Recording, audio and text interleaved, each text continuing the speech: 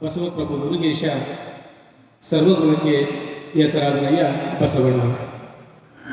ಪರಮ ಪೂಜ್ಯ ಡಾಕ್ಟರ್ ಶ್ರೀ ಶಿವಮೂರ್ತಿ ಮುರುಘಾಶರಣರ ಹಡಿದಾವರಲ್ಲಿ ಭಕ್ತಿಪೂರ್ವಕ ಪ್ರಣಾಮಗಳನ್ನು ಸಲ್ಲಿಸುತ್ತಾ ಶರಣ ಸಂಸ್ಕೃತಿ ಉತ್ಸವ 2020 ಅಂಗವಾಗಿ ಈ ಒಂದು ವಿಶೇಷ ಪ್ರವಚನ ಮಾಲೆಯನ್ನು ಪರಮ ಪೂಜ್ಯ ಶ್ರೀಗಳು ಮಹಾಜನತೆಯ ಅಭಿಲಾಷೆ ಮೇರೆಗೆ ಹಿಂದಿನಿಂದಲೂ ಆಯೋಜಿಸುತ್ತಾ ಬಂದಿರತಕ್ಕಂಥದ್ದು.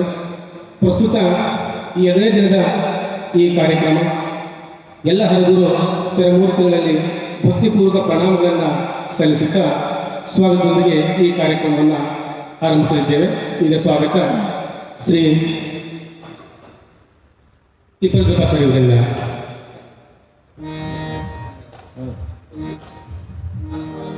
ಕ್ಷಮಿಸಿ. ಈಗ ವಚನ ಗಾಯನ ಪ್ರಾರ್ಥನೆಯೊಂದಿಗೆ ಈ ಕಾರ್ಯಕ್ರಮವನ್ನು ಆರಂಭಿಸಲಿದ್ದೇವೆ.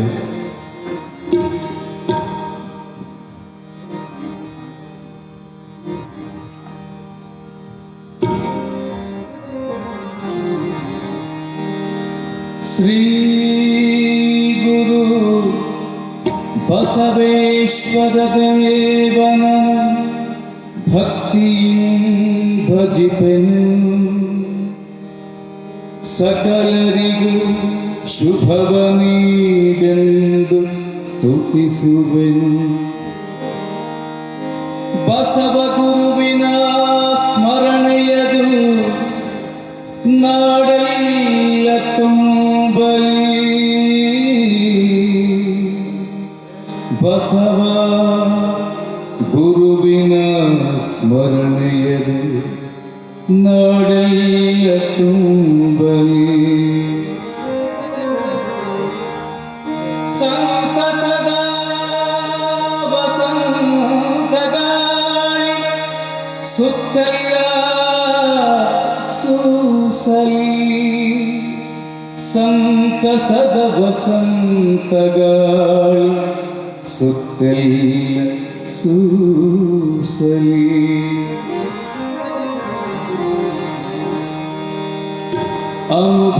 ಅನುಭಾವಗಳಿಗೆ ಮಾಡಿ ಅದಕ್ಕನುಭಾವಿಗಳು ಬಂದು ತಾವೆಲ್ಲ ಕೂಡಿ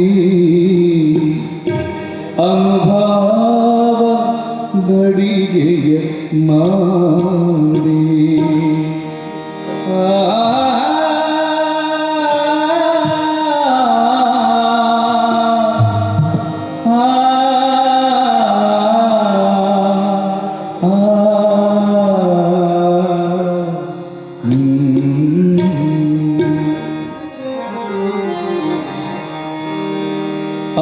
ಅನುಭಾವಗಳಿಗೆ ಮಾಡಿ ಅದಕ್ಕನುಭಾವಿಗಳು ಬಂದು ತಾವೆಲ್ಲ ಕೂಡಿ ಅನುಭಾವಗಳಿಗೆ ಮಾಡಿ ಅನುಭಾವಗಳಿಗೆ ಮಾಡಿ ಅದಕ್ಕನುಭಾವಿಗಳು ಬಂದು ತಾವೆಲ್ಲ ಕೂಡಿ ಅನುಭಾವಗಳಿಗೆ ಮಾಡಿ.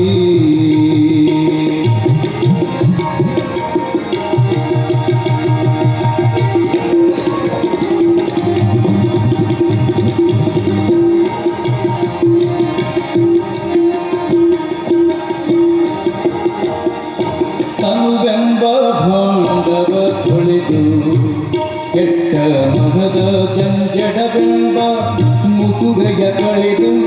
ತನುವೆಂಬ ಭಾಂಡವ ತೊಳೆದು ಕೆಟ್ಟ ಮನದ ಜಂಜಡವೆಂಬ ಮುಸುರೆಯ ಕಳೆದು.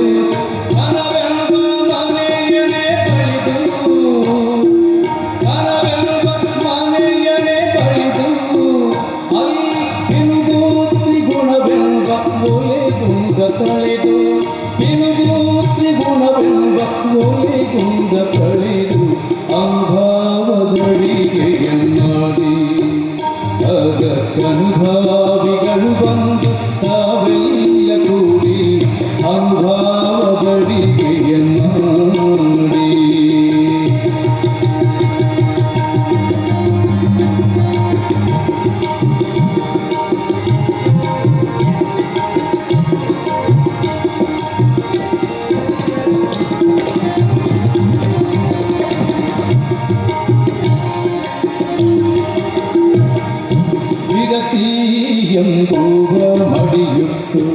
ಪೂರ್ಣ ಹರಭಕ್ತಿ ಎಂದೆಂಬ ನೀರನೆ ಹೆಸರಿಟ್ಟು ವಿರತಿಯೆಂಬುವ ಮಡಿಯುಟ್ಟು ಪೂರ್ಣ ಹರಭಕ್ತಿ ಎಂದೆಂಬ ನೀರನೆ ಹೆಸರಿಟ್ಟು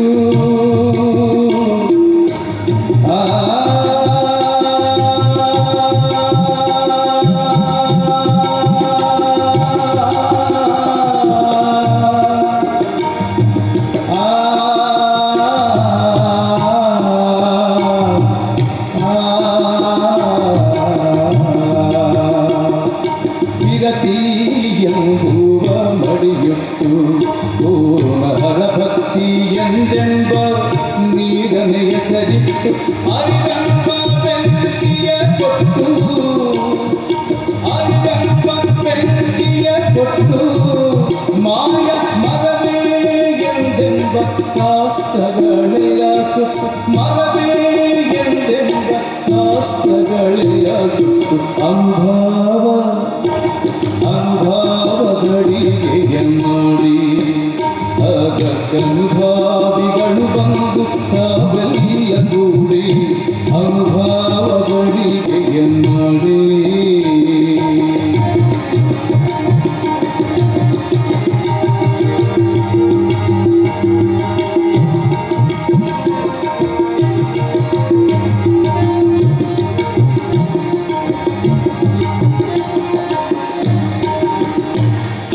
ಪರವೆಂಬ ಸಾಮಗ್ರಿ ಕೂಡಿ ಸಾರಕರ ಮೋಕ್ಷವೆಂತೆಂಬ ಪಾಪವನ್ನೇ ಮಾಡಿ ಪರವೆಂಬ ಸಾಮಗ್ರಿ ಕೂಡಿ ಸಾರಕರ ಮೋಕ್ಷವೆಂತೆಂಬ ಪಾಪವನ್ನೇ ಮಾಡಿ ಹರ ಶರಣರು ಸವಿದಾಡಿ ಹರ ಶರಣರು ಸವಿದಾಡಿ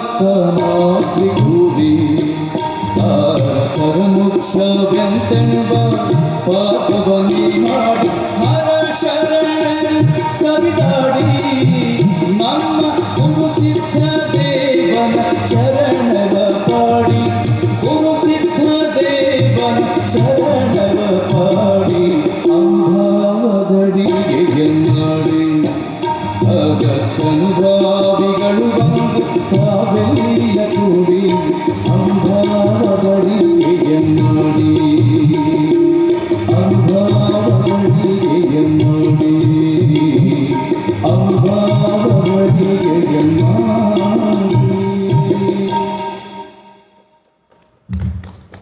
ವಚನ ಪ್ರಾರ್ಥನೆ ಹಾಡಿದಂತಹ ಶ್ರೀ ಉಮೇಶ್ ಭಟ್ ಹಾಗೂ ತಬಲ ಸಾಥ್ ಕೊಟ್ಟಂತಹ ಚಂದ್ರಪ್ಪ ಇವರಿಗೆ ಶರಣಾರ್ಥಿಗಳು. ಈಗ 2ನೇ ದಿನದ ಪ್ರವಚನ ಮಾಲಿಗೆ ತಮ್ಮೆಲ್ಲರನ್ನೂ ಸ್ವಾಗತಿಸಲಿದ್ದಾರೆ ಶ್ರೀಯುತ ತಿಪ್ಪೇರುದ್ರ ಪ್ರಸಾದ್ ಪ್ರಿಯದರ್ಶಿನಿ ಪ್ರೌಢಶಾಲೆಯವರು. ಶ್ರೀ ಗುರು ಬಸವಲಿಂಗಾಯ ನಮಃ. ಬಸವ ಕೇಂದ್ರ ಶ್ರೀ ಜಗದ್ಗುರು ಮುರುಘರಾಜೇಂದ್ರ ಮಠ ಚಿತ್ರದುರ್ಗ. ಈ ನಮ್ಮ ಮಠದ ವತಿಯಿಂದ ಪ್ರತಿ ವರ್ಷದಂತೆ ಈ ವರ್ಷವೂ ಸಹ ಶರಣ ಸಂಸ್ಕೃತಿ ಉತ್ಸವ ಒಂದು ವಿಶೇಷ ಅರ್ಥದಲ್ಲಿ ಪ್ರಾರಂಭವಾಗಿದೆ ನಿನ್ನೆಯಿಂದ. ಅದಕ್ಕೆ ತಾವಿದ್ದಲ್ಲಿಯೇ ಶರಣ ಸಂಸ್ಕೃತಿ ಉತ್ಸವ 2020 ಈ ಒಂದು ಶೀರ್ಷಿಕೆ ಅಡಿಯಲ್ಲಿ ಈ ವರ್ಷದ ಕಾರ್ಯಕ್ರಮ ಪ್ರಾರಂಭವಾಗಿದೆ. ನಿಮ್ಮೆಲ್ಲರಿಗೂ ಗೊತ್ತಿರುವಂತೆ ಕೋವಿಡ್-19 ಪರಿಣಾಮದಿಂದ ಇದನ್ನು ನಾವು ಯೂಟ್ಯೂಬ್, ವಾಟ್ಸಪ್ ಹಾಗೆಯೇ ಫೇಸ್ಬುಕ್ ಲೈವ್ನಲ್ಲಿ ಈ ಕಾರ್ಯಕ್ರಮವನ್ನು ನೋಡುವಂತಹ ಒಂದು ವ್ಯವಸ್ಥೆಯನ್ನು ನಮ್ಮ ಶ್ರೀಮಠ ಮಾಡಿರುವಂಥದ್ದು ಅತ್ಯಂತ ಒಂದು ಉತ್ಸಾಹದಾಯಕ ಮತ್ತು ಉತ್ತಮವಾದಂತಹ ಒಂದು ಕಲ್ಪನೆಯಾಗಿದೆ. ಇಂದು ವಿಶೇಷ ಪ್ರವಚನ ಮಾಲೆಯ 2ನೇ ದಿವಸ. ಈ ಒಂದು ವಿಶೇಷ ಪ್ರವಚನ ಮಾಲೆಗೆ ತಳಹದಿಯಾಗಿ ನಿಮ್ಮೆಲ್ಲರ ಆರಾಧ್ಯ ದೈವ ಎಂದೇ ಕರೆಸಲ್ಪಟ್ಟಿರುವಂತಹ ಈ ಮಠದ ಪೀಠಾಧ್ಯಕ್ಷರಾಗಿರುವಂತಹ ಡಾಕ್ಟರ್ ಶ್ರೀ ಶಿವಮೂರ್ತಿ ಮುರುಘಾಶರಣರ ಪಾದಾರವಿಂದಗಳಿಗೆ ಭಕ್ತಿಪೂರ್ವಕವಾಗಿ ನಿಮ್ಮೆಲ್ಲರ ಪರವಾಗಿ ನನ್ನ ನಮಸ್ಕಾರಗಳು. ಈ ಕಾರ್ಯಕ್ರಮವನ್ನು ನಡೆಸಿಕೊಡಲಿಕ್ಕೆ ಶ್ರೀ ಸಂಗಮೇಶ್ವರ ದೇವರು ಬಸವ ಕಲ್ಯಾಣ ಇವರ ಬಗ್ಗೆ ನಿನ್ನೆ ತಾನೇ ಸಾಕಷ್ಟು ವಿಚಾರಗಳನ್ನು ತಿಳ್ಕೊಂಡಿದ್ವಿ. ಆದರೂ ಸಹ ಶ್ರೀ ಸಂಗಮೇಶ್ವರ ದೇವರು ಸರಳ ಸಜ್ಜನಿಕೆ ಸಾತ್ವಿಕ ವ್ಯಕ್ತಿತ್ವ ಉಳ್ಳವರು. ವಿಜಯಪುರ ಜ್ಞಾನ ಯೋಗಾಶ್ರಮದ ಶ್ರೀ ಸಿದ್ದೇಶ್ವರ ಮಹಾಸ್ವಾಮಿಗಳ ಪ್ರಭಾವಕ್ಕೆ ಒಳಗಾಗಿ ಆಧ್ಯಾತ್ಮಿಕ ಕ್ಷೇತ್ರವನ್ನು ಪ್ರವೇಶಿಸಿ ಅವರ ಸಾನ್ನಿಧ್ಯದಲ್ಲಿ ಶರಣ ಸಾಹಿತ್ಯವನ್ನು ಅಧ್ಯಯನ ಮಾಡಿದ್ದಾರೆ. ಅಲ್ಲದೆ ಧಾರವಾಡದ ಮೃಗಾಮಠ, ಗದುಗಿನ ತೋಂಟದಾರ್ಯ ಮಠ, ಬಾಲ್ಕಿ ಹಿರೇಮಠ, ಬೀದರ್ ಪ್ರಸಾದ ನಿಲಯ, ನಾಗನೂರು ರುದ್ರಾಕ್ಷಿ ಮಠ ಮತ್ತು ಸಿಗ್ಗಾವಿ ವಿರಕ್ತ ಮಠ ಸೇರಿದಂತೆ ಅನೇಕ ಮಠ ಮಂದಿರಗಳಲ್ಲಿ ಶರಣ ಸುದೆಯನ್ನ ಪ್ರವಚನದ ಮೂಲಕ ಉಣಬಡಿಸಿ ವಿವಿಧ ಮಠಾಧೀಶರ ಕೃಪಾಶೀರ್ವಾದ ಪಡೆಯುತ್ತಾ ಅವರ ಪ್ರೀತಿಗೆ ಪಾತ್ರರಾಗಿದ್ದಾರೆ. ಈ ಹಿನ್ನೆಲೆಯಲ್ಲಿ ನಾವು ಇಂದು ಶ್ರೀಗಳನ್ನು 2ನೇ ದಿನದ ಈ ಕಾರ್ಯಕ್ರಮಕ್ಕೆ ಭಕ್ತಿಪೂರ್ವಕವಾಗಿ ನಿಮ್ಮೆಲ್ಲರ ಚಪ್ಪಾಳೆಯ ಮೂಲಕ ಸ್ವಾಗತಿಸೋಣ. ಹಾಗೆಯೇ ಈ ಕಾರ್ಯಕ್ರಮದಲ್ಲಿ ಉಪಸ್ಥಿತರಿರುವಂತಹ ಅರಗುರು ಚರಮೂರ್ತಿಗಳು ಅವರು ಸಹ ಈ ಕಾರ್ಯಕ್ರಮದಲ್ಲಿ ನಮ್ಮ ಜೊತೆಯಲ್ಲಿ ಇದ್ದಾರೆ. ಅವರ ಜೊತೆಯಲ್ಲಿ ನಾವಿದ್ದೀವಿ. ಅವರು ನಿಮ್ಮ ಚಪ್ಪಾಳೆ ಮೂಲಕ ಸ್ವಾಗತವನ್ನು ಕೋರ್ತಾ ಇದ್ದೇವೆ. ಈ ಕಾರ್ಯಕ್ರಮದಲ್ಲಿ ನಮ್ಮ SAM ವಿದ್ಯಾಪೀಠದ ಕಾರ್ಯದರ್ಶಿಗಳಾದಂತಹ ಶ್ರೀ AJ ಪರಮಶಿವಯ್ಯ ಸರ್ ಉಪಸ್ಥಿತರಿದ್ದಾರೆ. ಅವರಿಗೂ ಸಹ ನಿಮ್ಮೆಲ್ಲರ ಪರವಾಗಿ ಹೃತ್ಪೂರ್ವಕವಾದಂತಹ ಸ್ವಾಗತ ಈ ಕಾರ್ಯಕ್ರಮಕ್ಕೆ. ಇಂದಿನ ಈ ಕಾರ್ಯಕ್ರಮವನ್ನು ಶ್ರೀ ಬೃಹನ್ಮಠ ಕಂಪೋಸಿಟ್ ಜೂನಿಯರ್ ಕಾಲೇಜ್, ಬೃಹನ್ಮಠ ಪ್ರೌಢಶಾಲೆ ಹಾಗೂ ಪ್ರಿಯದರ್ಶಿನಿ ಬಾಲಕಿಯರ ಪ್ರೌಢಶಾಲೆ ಈ ವತಿಯಿಂದ ಅವರ ಒಂದು ಅಚ್ಚುಕಟ್ಟುತನದಿಂದ ನಡೆಸ್ತಾ ಇದ್ದೀವಿ. ಈ ಕಾರ್ಯಕ್ರಮದಲ್ಲಿ ಬೃಹನ್ಮಠ ಕಾಲೇಜಿನ ಪ್ರಾಚಾರ್ಯರಾದಂತಹ ಶ್ರೀ ಷಡಕ್ಷರಿ ಸರ್ ಇದ್ದಾರೆ. ಅವರಿಗೂ ಸಹ ನಿಮ್ಮೆಲ್ಲರ ಹೃತ್ಪೂರ್ವಕವಾದಂತಹ ಸ್ವಾಗತ. ನಿಮ್ಮೆಲ್ಲರ ಹೃತ್ಪೂರ್ವಕವಾದಂತಹ ಸ್ವಾಗತ. ಹಾಗೆಯೇ ಬೃಹನ್ಮಠ ಪ್ರೌಢಶಾಲೆಯ ಮುಖ್ಯೋಪಾಧ್ಯಾಯರಾದಂತಹ ಆಶಾರಾಣಿ ಮೇಡಮ್ ಇದ್ದಾರೆ. ಅವರಿಗೂ ನಿಮ್ಮೆಲ್ಲರ ಪರವಾಗಿ ಶ್ರೀಮಠದ ಪರವಾಗಿ ಹೃತ್ಪೂರ್ವಕವಾದಂತಹ ಸ್ವಾಗತ. ಹಾಗೆಯೇ ಪ್ರಿಯದರ್ಶಿನಿ ಬಾಲಕಿಯರ ಪ್ರೌಢಶಾಲೆಯ ಮುಖ್ಯೋಪಾಧ್ಯಾಯರಾದಂತಹ ಶ್ರೀಮತಿ GM ಲತಾ ಕುಮಾರಿ ಮೇಡಮ್ ಇದ್ದಾರೆ. ಅವರಿಗೂ ನಿಮ್ಮೆಲ್ಲರ ಪರವಾಗಿ ಹೃತ್ಪೂರ್ವಕವಾದಂತಹ ಸ್ವಾಗತ. ಹಾಗೆಯೇ ಲಿಂಗರಾಜ್ ಸರ್ ಇದ್ದಾರೆ. ಇವೆಲ್ಲ ಒಂದು ಟೆಕ್ನಿಕಲ್ ಎಕ್ಸ್ಪರ್ಟ್ ಅಂತ. ಅವರು ಸಹ ನಿಮ್ಮೆಲ್ಲರ ಪರವಾಗಿ ಹೃತ್ಪೂರ್ವಕವಾದಂತಹ ಸ್ವಾಗತವನ್ನು ಕೋರ್ತಾ ಇಲ್ಲಿ ಸೇರ್ತಕ್ಕಂಥ ಎಲ್ಲ ಶಿಕ್ಷಕರಿಂದ, ಸಿಬ್ಬಂದಿ ವೃಂದ, ಬಸವ ಮಕ್ಕಳು ಹಾಗೂ ಎಲ್ಲ ಶ್ರೀಮಠದ ಸಮಸ್ತ ಭಕ್ತ ವೃಂದಕ್ಕೆ ಈ ಮೂಲಕ ಮಠದ ಪರವಾಗಿ ಹೃತ್ಪೂರ್ವಕವಾದಂತಹ ಸ್ವಾಗತವನ್ನು ಕೋರುತ್ತಾ ನಮ್ಮ ಸಂಗೀತ ಕ್ಷೇತ್ರದಲ್ಲಿರ್ತಕ್ಕಂಥ ಉಮೇಶ್ ಪತ್ತಾರ್ ಸರ್ ಮತ್ತು ಚಂದ್ರಪ್ಪ ಸರ್ ಅವರಿಗೆ ಮತ್ತು ಸಕಲ ಭಕ್ತಾದಿಗಳಿಗೆ ಈ ಒಂದು ಕಾರ್ಯಕ್ರಮದ ಪರವಾಗಿ ಮತ್ತೊಮ್ಮೆ ಹೃತ್ಪೂರ್ವಕವಾಗಿ ಸ್ವಾಗತವನ್ನು ಕೋರಿ ನನ್ನ ಸ್ವಾಗತ ಮಾತುಗಳನ್ನು ಮುಗಿಸ್ತಾ ಇದ್ದೀನಿ. ನಮಸ್ಕಾರ. ಸರ್ವರಿಗೂ ಸ್ವಾಗತವನ್ನು ಕೋರಿದಂತಹ ಶ್ರೀ ತಿಪ್ಪೇಶ್ವರ ಸರ್ಗೆ ಧನ್ಯವಾದಗಳು. ವಿಜಯಪುರದ ಜ್ಞಾನ ಯೋಗಾಶ್ರಮದ ಶ್ರೀ ಸಿದ್ದೇಶ್ವರ ಮಹಾಸ್ವಾಮಿಗಳು ಸಜ್ಜನಿಕೆಯ ಪ್ರತಿರೂಪವಾಗಿದ್ದಂಥವರು. ಈಗ ಮತ್ತೆ ಅದೇ ಒಂದು ಪ್ರತಿರೂಪವನ್ನು ನಾವಿಂದು ಸಂಗಮೇಶ್ವರ ದೇವರಲ್ಲಿ ಕಾಣ್ತಾ ಇದ್ದೀವಿ. ಶ್ರೀಯುತರು ಇಂದು 2ನೇ ದಿನದ ಪ್ರವಚನ ಮಾಲೆಯನ್ನು ನಡೆಸಿಕೊಡ್ಬೇಕಂತ ಅವರಲ್ಲಿ ಭಕ್ತಿಪೂರ್ವಕ ವಿನಂತಿಯನ್ನು ಮಾಡಿಕೊಳ್ತಾ ಇದ್ದೇನೆ.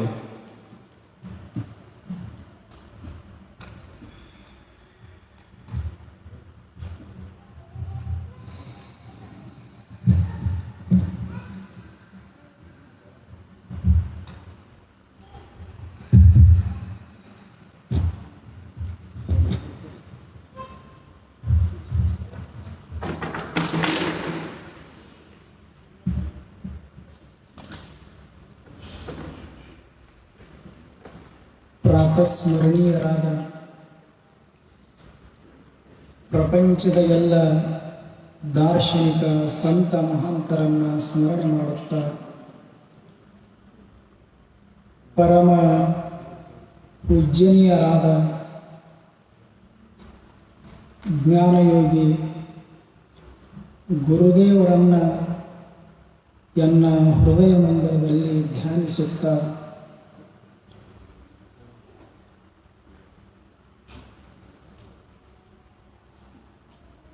ಚಿತ್ರದುರ್ಗ ಬೃಹನ್ಮಠದ ಪೀಠಾಧಿಪತಿಗಳಾಗಿರುವಂತಹ ಪರಮ ಪೂಜ್ಯನೀಯರಾದ ಡಾಕ್ಟರ್ ಶಿವಮೂರ್ತಿ ಮುರುಘಾಶರಣರ ಪವಿತ್ರ ಪಾದಾರವಿಂದಗಳಿಗೆ ಪ್ರಣಾಮಗಳನ್ನು ಸಲ್ಲಿಸುತ್ತಾ ಶರಣ ಸಂಸ್ಕೃತಿ ಉತ್ಸವದ ಈ ಸುಂದರ ಸಂಜೆಯ ಪ್ರವಚನ ಕಾರ್ಯಕ್ರಮದಲ್ಲಿ ಸಂಗೀತದ ಸುದೆಯನ್ನು ಹರಿಸುತ್ತಿರುವಂತಹ ಸಂಗೀತ ಕಲಾ ಬಳಗದವರೇ, ಶ್ರೀಮಠದ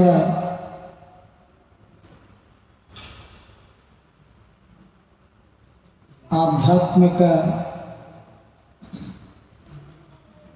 ಸಾಧನೆಯನ್ನು ಗೈಯುತ್ತಿರುವಂತಹ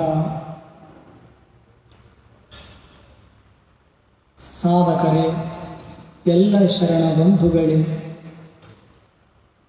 ತಮ್ಮೆಲ್ಲರಿಗೂ ಶರಣಾರ್ಥಿಗಳು.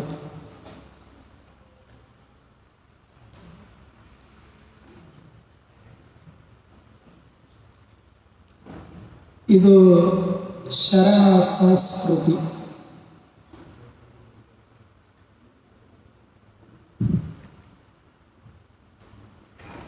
ಶರಣ ಸಂಸ್ಕೃತಿ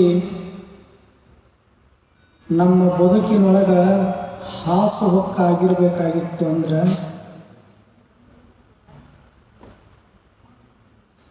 ಬರೀ ಅದನ್ನ ಕೇಳೋದಷ್ಟೇ ಅಲ್ಲ, ಬರೀ ಅದನ್ನ ಕುರಿತು ಅರಿಯೋದಷ್ಟೇ ಅಲ್ಲ, ನಿತ್ಯ ಬದುಕಿನೊಳಗ ಒಂದಿಷ್ಟು ಆಚರಿಸಿಕೊಂಡು ಹೋಗಬೇಕಾಗ್ತದೆ. ಇದು ಬಹಳ ಪ್ರಮುಖವಾಗಿರತಕ್ಕಂಥ ಅಂಶ. ಹಾಗಾದರೆ ಶರಣ ಸಂಸ್ಕೃತಿಯ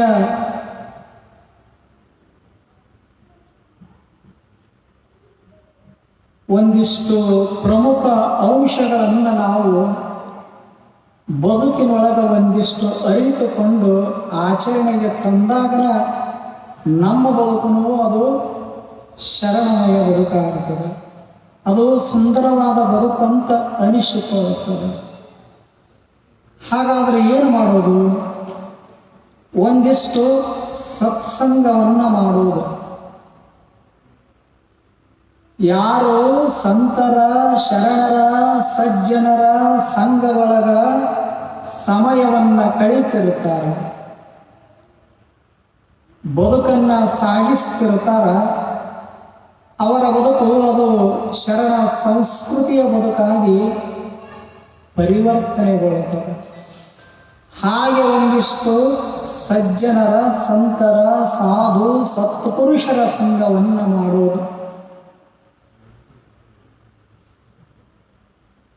ಹಾಗಾದ್ರೆ ಇದು ದೇವ ನಿರ್ಮಿತವಾಗಿರತಕ್ಕಂಥ ಜಗತ್ತದ. ಈ ಜಗತ್ತು ಏಕಮುಖವಾಗಿಲ್ಲ, ಇದು ದ್ವಂದ್ವದ. ಈ ಜಗತ್ತು, ಈ ಜಗತ್ತಿನೊಳಗ ಏನಿಲ್ಲ ಹೇಳಿ, ಎಲ್ಲವೂ ಅದ. ಒಂದು ಕಡೆಗೆ ಸತ್ಯ ಅದ, ಮತ್ತೊಂದು ಕಡೆಗೆ ಅಸತ್ಯ ಅದ, ಇನ್ನೊಂದು ಕಡೆಗೆ ಧರ್ಮ ಅದ, ಮತ್ತೊಂದೆಡೆ ಅಧರ್ಮ ತುಂಬ್ಯದ.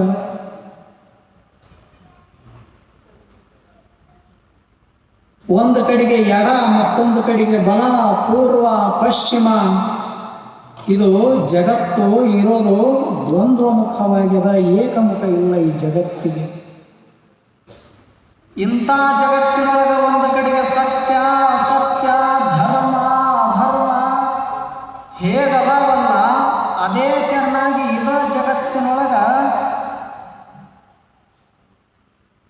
ಮಾನವ ಸಂಕುಲವನ್ನು ಹಾಗೆ ಅದ. ಒಂದು ಕಡೆಗೆ ಜ್ಞಾನಿಗಳು, ಮತ್ತೊಂದು ಕಡೆಗೆ ಅಜ್ಞಾನಿಗಳು, ಒಂದು ಕಡೆಗೆ ಧರ್ಮಿಗಳು, ಮತ್ತೊಂದು ಕಡೆಗೆ ಕರ್ಮಿಗಳು, ಒಂದು ಕಡೆಗೆ ಅರಿತವರು, ಒಂದು ಕಡೆಗೆ ಅರಿಯದವರು, ಮತ್ತೊಂದು ಕಡೆಗೆ ಸಜ್ಜನರು, ಇನ್ನೊಂದೆಡೆ ದುರ್ಜನರು. ಎಲ್ಲ ನಮ್ಮ ಕಣ್ಣು ಮುಂದೆ ತುಂಬಿಕೊಂಡದ ಈ ಜಗತ್ತಿನೊಳಗೆ. ಇದು ದ್ವಂದ್ವದ. ಇಂಥ ದ್ವಂದ್ವಮಯವಾಗಿರತಕ್ಕಂಥ ಜಗತ್ತಿನೊಳಗ ಮನುಷ್ಯ ಬದುಕಬೇಕಲ್ಲ. ಸಜ್ಜನರು ದುರ್ಜನರು ಅರಿತವರು ಅರಿಯದೇ ಇರತಕ್ಕಂಥವ್ರ ಮಧ್ಯದೊಳಗೆ ಬದುಕಬೇಕಲ್ಲ. ಹಾಗಾದ್ರೆ ನಮ್ಮ ಬದುಕು ಅಂದ ಚಂದವಾಗಿ ಸುಂದರಗೊಳ್ಬೇಕಾಗಿತ್ತು ಅಂದ್ರೆ, ಈ ಬದುಕ ಸಾರ್ಥಕತೆ ಪಡಿಬೇಕಾಗಿತ್ತಂದ್ರೆ ಎಂಥವರ ಸಂಘ ಮಾಡಿದರೆ ಏನಾಗ್ತದ ಅನ್ನುವಂಥ ಅಂಶವನ್ನು ಒಂದಿಷ್ಟು ಅರಿತುಕೊಂಡು ಬದುಕಬೇಕಾಗಿದೆ ಈ ಜಗತ್ತಿನೊಳಗೆ. ಅದನ್ನ ಹೇಳ್ತಾರ ಅವರು, ಬಸವಣ್ಣನವರು ವಚನದೊಳಗೆ ಬರೀತಾರ, ನೋಡು ಮನುಷ್ಯನೇ, ಜಗತ್ತಂದ್ರೆ ಹಿಂಗದ, ಇದು ದ್ವಂದ್ವದ, ಇಲ್ಲಿ ಎಲ್ಲವೂ ಇರೋದೇ ಇಲ್ಲ. ನಮಗೆ ಹೂವು ಅಷ್ಟ ಬೇಕು, ಮುಳ್ಳು ಬ್ಯಾಡ ಅಂತಂದ್ರೆ ಆಗ್ತದೇನು? ಆಗುವುದಿಲ್ಲ. ಮುಳ್ಳುನೂ ಇರೋದ, ಹೂವು ಇರೋದೇ. ಎರಡರ ಮಧ್ಯದೊಳಗೆ ಆನಂದವಾಗಿ ಸುಂದರವಾಗಿ ಬದುಕಬೇಕಲ್ಲ ಮನುಷ್ಯನೇ. ಹಾಗೆ ಸಜ್ಜನರು ದುರ್ಜನರು ಯಾವಾಗಲೂ ಇರೋರೇ ಈ ಜಗತ್ತಿನೊಳಗೆ. ಇಂಥದ್ರ ಮಧ್ಯದೊಳಗೆ ಬದುಕಬೇಕಂದ್ರಪ್ಪ ಅಂದ್ರೆ ನೀನು ಹಿಂಗೆ ಬದುಕಬೇಕಲ್ಲ. ಹೇಳ್ತಾರ ಬಸವಣ್ಣವರು ಏನಂತ, ಸಜ್ಜನರ ಸಂಗವ ಮಾಡುವುದು, ದುರ್ಜನರ ಸಂಘ ಬೇಡವಯ್ಯ. ಆವಹಾವಾದಡೇನೋ ವಿಷವಂದೇ, ಅಂಥವರ ಸಂಘ ಬೇಡವಯ್ಯ. ಅಂತರಂಗ ಶುದ್ಧಿ ಇಲ್ಲದವರ ಸಂಘ ಸಿಂಗಿ ಕಾಳ ಕೂಟ ವಿಷವೋ ಕೂಡಲ ಸಂಗಮ ದೇವ ಅಂತ ಹೇಳ್ತಾರೆ ಬಸವಣ್ಣವರು ವಚನದೊಳಗೆ. ಸ್ಪಷ್ಟವಾಗಿ ಅವರ ನಿಲುವ ಏನದಂತ ಕೇಳಿದ್ರೆ, ಸಜ್ಜನರ ಸಂಘವನ್ನೇ ಮಾಡು. 100 ವಸಂತಗಳ ಕಾಲ ಈ ಜಗತ್ತಿನೊಳಗ ಬದುಕಲಿಕ್ಕೆ ಭಗವಂತ ಅವಕಾಶ ಮಾಡಿಕೊಟ್ಟಿದ್ದಾನೆ ಮನುಷ್ಯನೇ. ಅದಕ್ಕೆ ನೀನು ಬದುಕುವುದಾದ್ರೆ ಹೇಗೆ ಬದುಕಬೇಕಂದ್ರೆ ಸಜ್ಜನರ ಸಂಘದೊಳಗೆ ಬದುಕು. ಸಾಧು ಸತ್ಪುರುಷರ ಸ್ನೇಹದೊಳಗೆ, ಅವರ ಸಾಮೀಪ್ಯದೊಳಗೆ ನಿನ್ನ ಬದುಕನ್ನು ಒಂದಿಷ್ಟು ಕಟ್ಟಿಕೋ. ಅವಾಗ ಬದುಕು ಪೂರ್ಣ ಆಗ್ತದ, ಅವಾಗ ಸುಂದರಗೊಳ್ತದ ಅನ್ನುವಂಥ ಉದ್ದೇಶವನ್ನು ಇಟ್ಟುಕೊಂಡು ಬಸವಣ್ಣವರು ವಚನ ಬರೀತಾರ. ಏನಂತ, ಸಜ್ಜನರ ಸಂಘವ ಮಾಡುವುದು, ದುರ್ಜನರ ಸಂಘ ಬೇಡವಯ್ಯ ಅಂತ ಸ್ಪಷ್ಟವಾಗಿ ಹೇಳ್ತಾರೆ. ಹಾಗಾದರೆ ಸಜ್ಜನರ ಸಂಘ ಮಾಡಿದ್ರೆ ಏನಾಗ್ತದೆ? ಯಾರು ಸಂತರ ಶರಣರ ಸಜ್ಜನರ ಸಂಘ ಮಾಡ್ತಾರೋ ಅವರ ದೇಹ ದೇಗುಲವಾಗ್ತದೆ, ಅವರ ಮನಸ್ಸು ಅದು ಸ್ವಚ್ಛಂದವಾಗ್ತದೆ, ಹೃದಯ ಪರಿಶುದ್ಧಗೊಳ್ಳುತ್ತದೆ. ಅಂಥವರ ಸಂಘದಿಂದ ಮಾನವ ಮಹಾದೇವನಾಗಬಲ್ಲ, ಜೀವ ಶಿವನಾಗಲಿಕ್ಕೆ ಸಾಧ್ಯದ ಸಂತರ ಶರಣರ ಸಂಘದಿಂದ. ಅದೇ ದುರ್ಜನರ ಸಂಘ ಮಾಡಿದ್ರೆ, ಅಧರ್ಮ ಅನೀತಿ ಅನಾಚಾರಿಗಳ ಸಂಘ ಮಾಡಿದ್ರೆ ಬದುಕು ತಕ್ಷಣದೊಳಗೆ ನಾಶ ಆಗಿ ಹೋಗಿಬಿಡುತ್ತದೆ. ಅದಕ್ಕೆ ಅವ್ರು ಹೇಳ್ತಾರ, ಸಜ್ಜನರ ಸಂಘವನ್ನೇ ಮಾಡುವುದು. ಮಾಡಿದ್ರು ಕಲ್ಯಾಣದೊಳಗೆ ಸತ್ಸಂಗ ನಡೀತು, ಶರಣರ ಸಂಘ ನಡೀತು, 8 ವರ್ಷ ನಡೀತು. ನಮೂ ನಡೆಯಕತ್ತೇವು ವರ್ಷಕ್ಕೊಂದು 11 ದಿವಸ ಅಷ್ಟೇ ನಡೀತಾವೆ ನಮಗೆ, ಹೌದಲ್ಲ? ಕಲ್ಯಾಣದೊಳಗೆ ಹಂಗಿದ್ದಿದ್ದಿಲ್ಲ. ಬಸವಣ್ಣವರು ವಚನದೊಳಗೆ ಬರೀತಾರೆ, ಎಷ್ಟು ವರ್ಷ ಸತ್ಸಂಗ ನಡೀತು ಕಲ್ಯಾಣದೊಳಗಂದ್ರೆ, ಭಕ್ತಿಗೆ ಬೀಡಾಗುವುದು ಕಲ್ಯಾಣ 36 ವರ್ಷ, ಅನುಭವಕ್ಕೆ ಶಿವ ಸದನವಾದುದು ಕಲ್ಯಾಣ 27 ವರ್ಷ ಅಂತ ಬರೀತಾರೆ ವಚನದೊಳಗೆ ಬಸವಣ್ಣವರು. 36 ವರ್ಷಗಳ ಕಾಲ ಭಕ್ತಿಯ ಪ್ರವಾಹ ಹರಿತು. ಎಷ್ಟು ವರ್ಷ? 36 ವರ್ಷ ಬರೀ ಭಕ್ತಿಯ ಪ್ರವಾಹ. ಈಗ ಹರಿಯಾಕತ್ಯದ, ಇದು ನೀರಿನ ಪ್ರವಾಹ. ಮಳೆ ಹೆಚ್ಚಾಗಿ ನೀರಿನ ಪ್ರವಾಹ ಹೇಗೆ ಹರಿತದಲ್ಲ, ಹಾಗೆ ಬಸವಣ್ಣವರ ಕಾಲದೊಳಗೆ ಭಕ್ತಿಯ ಪ್ರವಾಹ ಹರಿತು. ಎಷ್ಟು? 36 ವರ್ಷ ಹರಿತು. ಆ ಬಳಿಕ ಅನುಭವಕ್ಕೆ ಶಿವಸದನವಾದುದು ಕಲ್ಯಾಣ 27 ವರ್ಷ. 27 ವರ್ಷ ಒಂದು ದಿವಸ ತಪ್ಪಲಾರದಂಗೆ ಏನಾಯಿತು?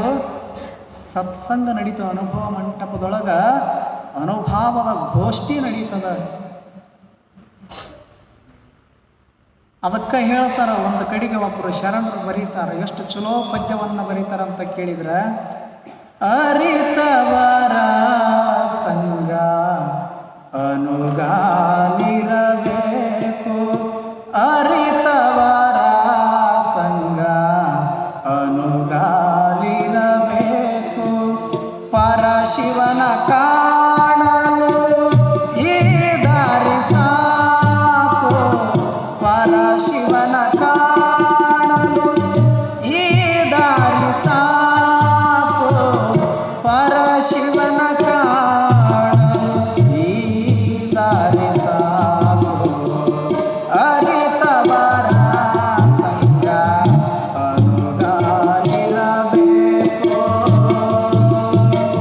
ನಾರದರ ದರ್ಶನದಿ ವಾಲಿ ವಾಲ್ಮೀಕನಾದ, ಕ್ರೂರಾಂಗುಲಿಮಾಲ ಬುದ್ಧನಿಗೆ ಶರಣಾದ, ಧೀರ ಬಸವೇಶನಿಂ ಚೋರ ಶಿವ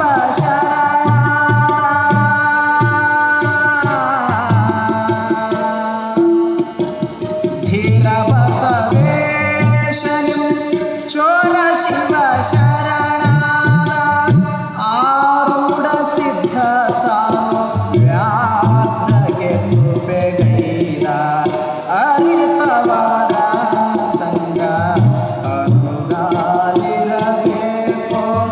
ನೀರು ಹಾಲಿಗೆ ಬೆರೆತು ಆರೂಪ ಪಡೆಯಿತು, ದಾರ ಹೂವಿನ ಜೊತೆ ಶಿವನಲ್ಲಿ ಶೋಭಿಸಿತು, ವಾರಿದಿಯನು ಸೇರಿ ನದಿಯು ತನಲಿಯಿತು, ವಾರಿದಿಯನು ಸೇರಿ ನದಿಯು ತನಲಿಯಿತು, ಸಾರ ಶರಣರ ಸ್ನೇಹ, ಸಾರ ಶರಣರ ಸ್ನೇಹ ಸಜ್ಜನರ ಮಾಡಿತು, ಅರಿತವರ ಸಂಗ ಅನುಗಾಲಿರಬೇಕು, ಅನುಗಾಲಿರಬೇಕು, ಅನುಗಾಲಿರಬೇಕು.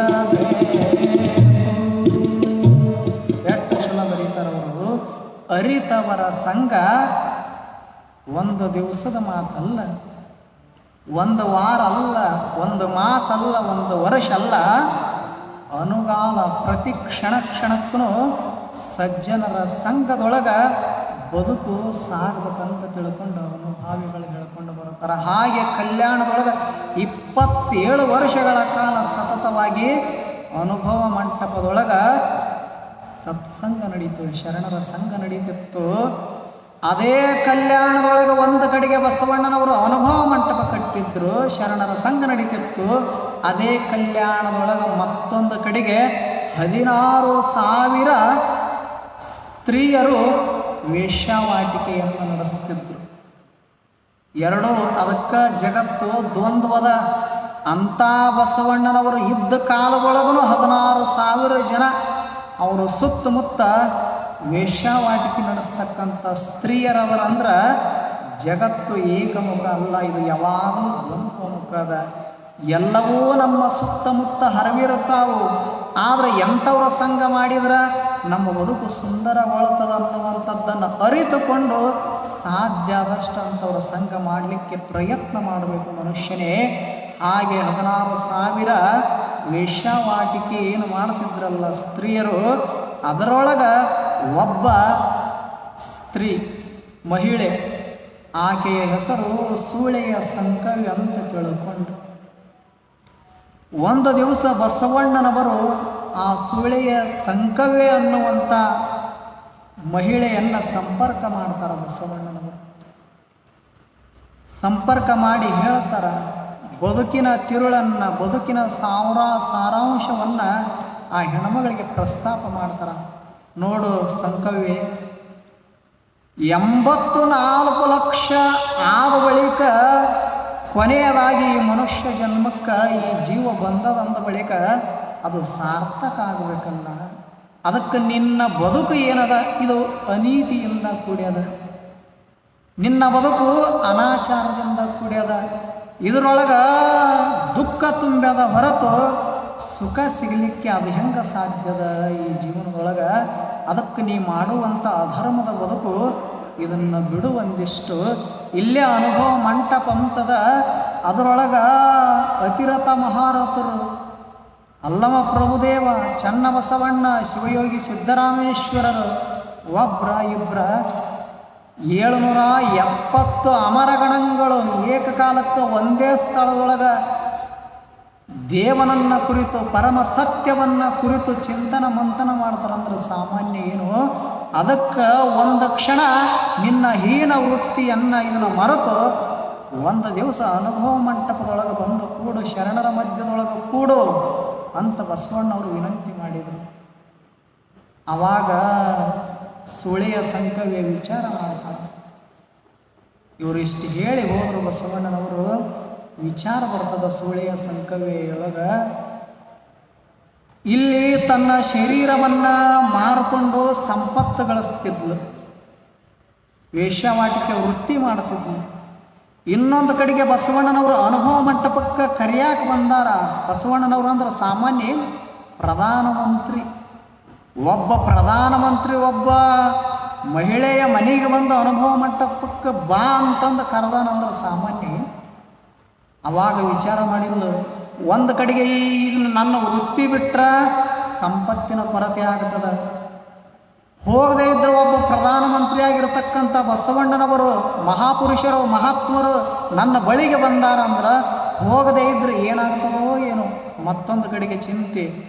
ಎರಡು ವಿಷಯಗಳು ತಲೆಯೊಳಗೆ ಸುಳಿಲಿಕ್ಕೆ ಕಟ್ಟಿದ್ವು. ಕೊನೆಗೆ ನಿರ್ಣಯ ಮಾಡ್ತಾಳ. ಒಂದು ದಿವಸ ಬಂದು ಕೂಡಂತ ಹೇಳ್ಯಾರ ಬಸವಣ್ಣನವರು. ಇವತ್ತೊಂದು ದಿವಸ ಹೋಗಿ ಕೂತ್ರೆ ಏನಾಗ್ತದ ಅಂತ ಒಂದು ದಿವಸ ಬಂದು ನೀವು ಹೆಂಗೆ ಕೂತಿರಲ್ಲ ಹಿಂಗೆ ಬಂದು ಕೂತಳು. ಪ್ರಥಮ ಬಾರಿಗೆ ಬಂದಾಗ ಎಲ್ಲ ಶರಣರು ಹೇಳಿದರು, ಇಂದ ನಮ್ಮ ಅನುಭವ ಮಂಟಪಕ್ಕೆ ಸೂಳೆಯ ಸಂಕವ್ಯ ಬಂದಾಳಂತ ಹೆಸರಿಟ್ಟು ಕರೆದ್ರು ಎಲ್ಲರೂ. ಏನಂದ್ರು, ಸೂಳೆಯ ಸಂಕವ್ಯ ನಮ್ಮ ಅನುಭವ ಮಂಟಪಕ್ಕೆ ಬಂದಾಳ, ಶರಣ ಬಳಗವನ್ನು ಸೇರ್ಯಾಳ ಅಂತ ಕರೆದ್ರು. ಮೊದಲನೇ ಬಾರಿಗೆ ಬಂದಾಗ ಬಂದು ಕೂತಳು. ಒಂದು ಹೂವಿನ ತೋಟದೊಳಗೆ ಹೋಗಿ ಕೂತ್ರ ನಮ್ಮ ಸುತ್ತಮುತ್ತೆಲ್ಲ ಸುಗಂಧ ಹರವಿಕೊಂಡು ಬಿಡುತ್ತದೆ. ಹಾಗೆ ಸಂತರು, ಸಾಧು, ಸತ್ಪುರುಷರು, ಮಹಾತ್ಮರೊಳಗೆ ಜ್ಞಾನದ ಸುಗಂಧ ಇರುತ್ತದೆ. ಅವರೊಳಗೆ ಅತ್ಯದ್ಭುತವಾಗಿರತಕ್ಕಂಥ ಶಕ್ತಿಯ ಸುಗಂಧ ಇರುತ್ತದೆ. ಆ ಮಹಾತ್ಮರ ಶಕ್ತಿ ಸುತ್ತಮುತ್ತೆಲ್ಲ ಆವರಿಸಿಕೊಂಡು ಬಿಡುತ್ತದೆ. ಹಾಗೆ ಒಂದು ದಿವಸ ಬಂದು ಕೂತಳಲ್ಲ ಶರಣರ ಮಧ್ಯದೊಳಗೆ, ಆ ಶರಣರ ಶಕ್ತಿ ಮಹಿಮೆ ಆ ತಾಯಿಯನ್ನು ಆವರಿಸಿಕೊಂಡು ಬಿಟ್ಟಿತು. ಆಕರ್ಷಣೆಯ ಶಕ್ತಿ ಇತ್ತಲ್ಲ ಶರಣರ ಹತ್ರ, ಅದು ಬಿಡಲಿಲ್ಲ ಆ ತಾಯಿಯನ್ನು. ಮೊದಲನೇ ದಿವಸ ಬಂದು ಕೂತಳು. ಒಂದು ತಾಸಿನ ಅನುಭವವನ್ನು ಕೇಳಿಲ್ಲು, ಕಣ್ತುಂಬ ಶರಣರನ್ನು ನೋಡಿಲ್ಲು, ಕಿವಿ ತುಂಬ ಸತ್ಯದ ನುಡಿಗಳನ್ನು ಕೇಳಿಲ್ಲು. ಅಂದು ಹೋದಳು. ಮಾರನೇ ದಿವಸ ಮತ್ತೆ ಹೋಗ್ಬೇಕಂತ ಅನಿಸಿತು. ಏನೋ ಒಳಗೆ ಎಂದೂ ಕಾಣದೇ ಇರತಕ್ಕಂಥ ಒಂದು ಆನಂದ, ಉತ್ಸಾಹದ ಚಿಲುಮೆ ಒಳಗೆ ಹೋಗಬೇಕು. ಸಂಜೆ ಯಾವಾಗಾದೀತು, ಯಾವಾಗ ಹೋದೇನೋ, ಯಾವಾಗ ಕಣ್ತುಂಬ ಶರಣ ಬಳಗವನ್ನು ನೋಡೇನೋ, ಅವರನ್ನು ಕುರಿತು ಹಾಡೇನೋ ಅನ್ನುವಂಥ ಚಿಂತೆ ಶುರುವಾಯಿತು. ಮತ್ತೆ ಎರಡನೇ ದಿವಸ ಬಂದಳು, 3 ದಿವಸ ಬಂದಳು, ವಾರ ಬಂದಳು, ಮಾಸ ಬಂದಳು, ವರ್ಷಗಳ ಕಾಲ ಬಂದಳು. 16 ವರ್ಷಗಳ ಕಾಲ ಶರಣರ ಸಂಘವನ್ನು ಸೇರಿ ಕಾಲವನ್ನು ಕಳೆದು ಸೂಳೆಯ ಸಂಘವೇ. ಯಾವಾಗ ಶರಣರ ಸಂಘವನ್ನು ಸೇರಿ 16 ವರ್ಷಗಳ ಕಾಲ ಸಮಯವನ್ನು ಕಳೆದಿದ್ಲು, ಮೊದಲು ಬಂದಾಗ ಇವರು ಅಂದಿದ್ರು ಶರಣರು ಏನಂತ, ಇಂದ ನಮ್ಮ ಅನುಭವ ಮಂಟಪಕ್ಕೆ ಸೂಳೆಯ ಸಂಕವೇ ಬಂದಾಳಂತ ಹೆಸರಿಟ್ಟು ಕರೆದಿದ್ರಲ್ಲ, ಅದೇ ಶರಣರು 16 ವರ್ಷ ಆದ ಬಳಿಕ ಅವರಂತಾರ, ಮೊದಲು ಬಂದಾಗ ನೀನು ಸೂಳೆಯ ಸಂಕವೇ ಇದ್ದಿ, ಯಾವಾಗ ಶರಣರ ಸಂಘ ಮಾಡಿದಲ್ಲ ಇನ್ನು ನೀನು ಸೂಳೆಯ ಸಂಕವ್ಯ ಅಲ್ಲ, ಇನ್ನು ಮುಂದೆ ನೀನು ಶರಣೆ ಸಂಕವ್ಯ ಅನ್ನುವಂಥ ಮಾತನ್ನು ಹೇಳ್ತಾರೆ. ಶರಣ ಸಂಕವ್ಯ ಆಗಿ ವಚನಗಳನ್ನು ಬರೀತಾಳೆ. ಇತಿಹಾಸದ ಪುಟವನ್ನು ತೆರೆದು ನೋಡಿದಾಗ ಸೂಳೆಯ ಸಂಕವ್ಯ ಸಹಿತ ವಚನ ಬರೀತಾಳೆ. ಅಂದ್ರೆ ಸಾಮಾನ್ಯ ಏನು, ಶರಣರ ಸಂಘ ಏನು ಮಾಡಿತು, ಒಬ್ಬ ಹೀನ ವೃತ್ತಿಯೊಳಗೆ ಬದುಕತಕ್ಕಂಥ ಮಹಿಳೆಯನ್ನ ಮಹಾಶಿವ ಶರಣೆಯನ್ನಾಗಿ ಪರಿವರ್ತನೆ ಮಾಡ್ತದಂದ್ರೆ ಸತ್ಸಂಗದೊಳಗ ಎಂಥ ಅದ್ಭುತ ಶಕ್ತಿ ಇರಬಹುದು. ಆದ್ದರಿಂದ ಮನುಷ್ಯನೇ ನಿನಗೆ ಎಷ್ಟು ಸಾಧ್ಯ ಆಗ್ತದ ಅಷ್ಟು ಸಮಯವನ್ನು ಸಂತ ಮಹಾಂತರ ಸಂಘದೊಳಗೆ ನೀನು ಬೆರಿಬೇಕು. ಅವರ ಮಹಿಮೆಯನ್ನು ಅರಿತು ಒಂದಿಷ್ಟು ಕಾಲವನ್ನು ಕಳಿಬೇಕು. ಅವಾಗ ಬದುಕು ಹೂವಿನಂಗ ಅರಳಿ ನಿಲ್ಲುತ್ತದ. ಆವಾಗ ಭಕ್ತಿ ಜ್ಞಾನ ವಿರಾಗದ ಸುಗಂಧವನ್ನು ಒಂದಿಷ್ಟು ಸುರಿಸ್ಲಿಕ್ಕೆ ಸಾಧ್ಯದ ಹೊರತು ಬರೀ ದುರ್ಜನರ ಸಂಘ ಮಾಡಿದ್ರೆ ಈ ಬದುಕಿನೊಳಗ ದುಃಖ ಎಂದೂ ತಪ್ಪಿದ್ದಲ್ಲ. ಅದಕ್ಕೆ ಹೇಳ್ತಾರವರು, ಸಂಘದೊಳಗೆ ಎರಡು ಉಂಟು, ಒಂದು ಹಿಡಿ ಒಂದು ಬಿಟ್ಟು ಬಿಡು ಅಂತ ಹೇಳಿದರು. ಈಗ ನೀವು ಪ್ರವಚನ ಮುಗಿದ ಬಳಿಕ ಮನೆಗೆ ಹೋಗ್ತಿರ್ತೀರಲ್ಲ, ಹೋಗುವಾಗ ನಿಮ್ಮ ಮನೆಗೆ ಎರಡು ಹಾದಿಗಳಿರುತ್ತವೆ. ಒಂದು ಹಾದಿ ಭಾಳ ಸುಗಮವಾಗಿರ್ತದೆ, ಸ್ವಚ್ಛಂದಿರುತ್ತದೆ. ಮತ್ತೊಂದು ಹಾದಿಯೊಳಗೆ ಕಲ್ಲ ಮುಳ್ಳ ಬಿದ್ದಿರ್ತವೆ. ಗೊತ್ತಿರಬೇಕು, ಈ ಹಾದಿ ಹಿಡ್ಕೊಂಡು ಹೋದ್ರೆ ಕಣ್ಣು ಮುಚ್ಚಿದ್ರೂ ಸಹಿತ ನಾನು ಮನೆ ಮುಟ್ಟಬಲ್ಲೆ. ಈ ಹಾದಿ ಹಿಡ್ಕೊಂಡು ಹೋದ್ರಪ್ಪ ಅಂದ್ರೆ ನಾನು ಮನೆ ಮುಟ್ಟಲಿಕ್ಕೆ ಸಾಧ್ಯ ಇಲ್ಲ. ಯಾಕೆ? ಇಲ್ಲಿ ಕಲ್ಲ ಮುಳ್ಳ ತುಂಬ್ಯದ, ಇಲ್ಲಿ ಸ್ವಚ್ಛಂದವಾಗ್ಯದ, ಸಿ ರೋಡದ.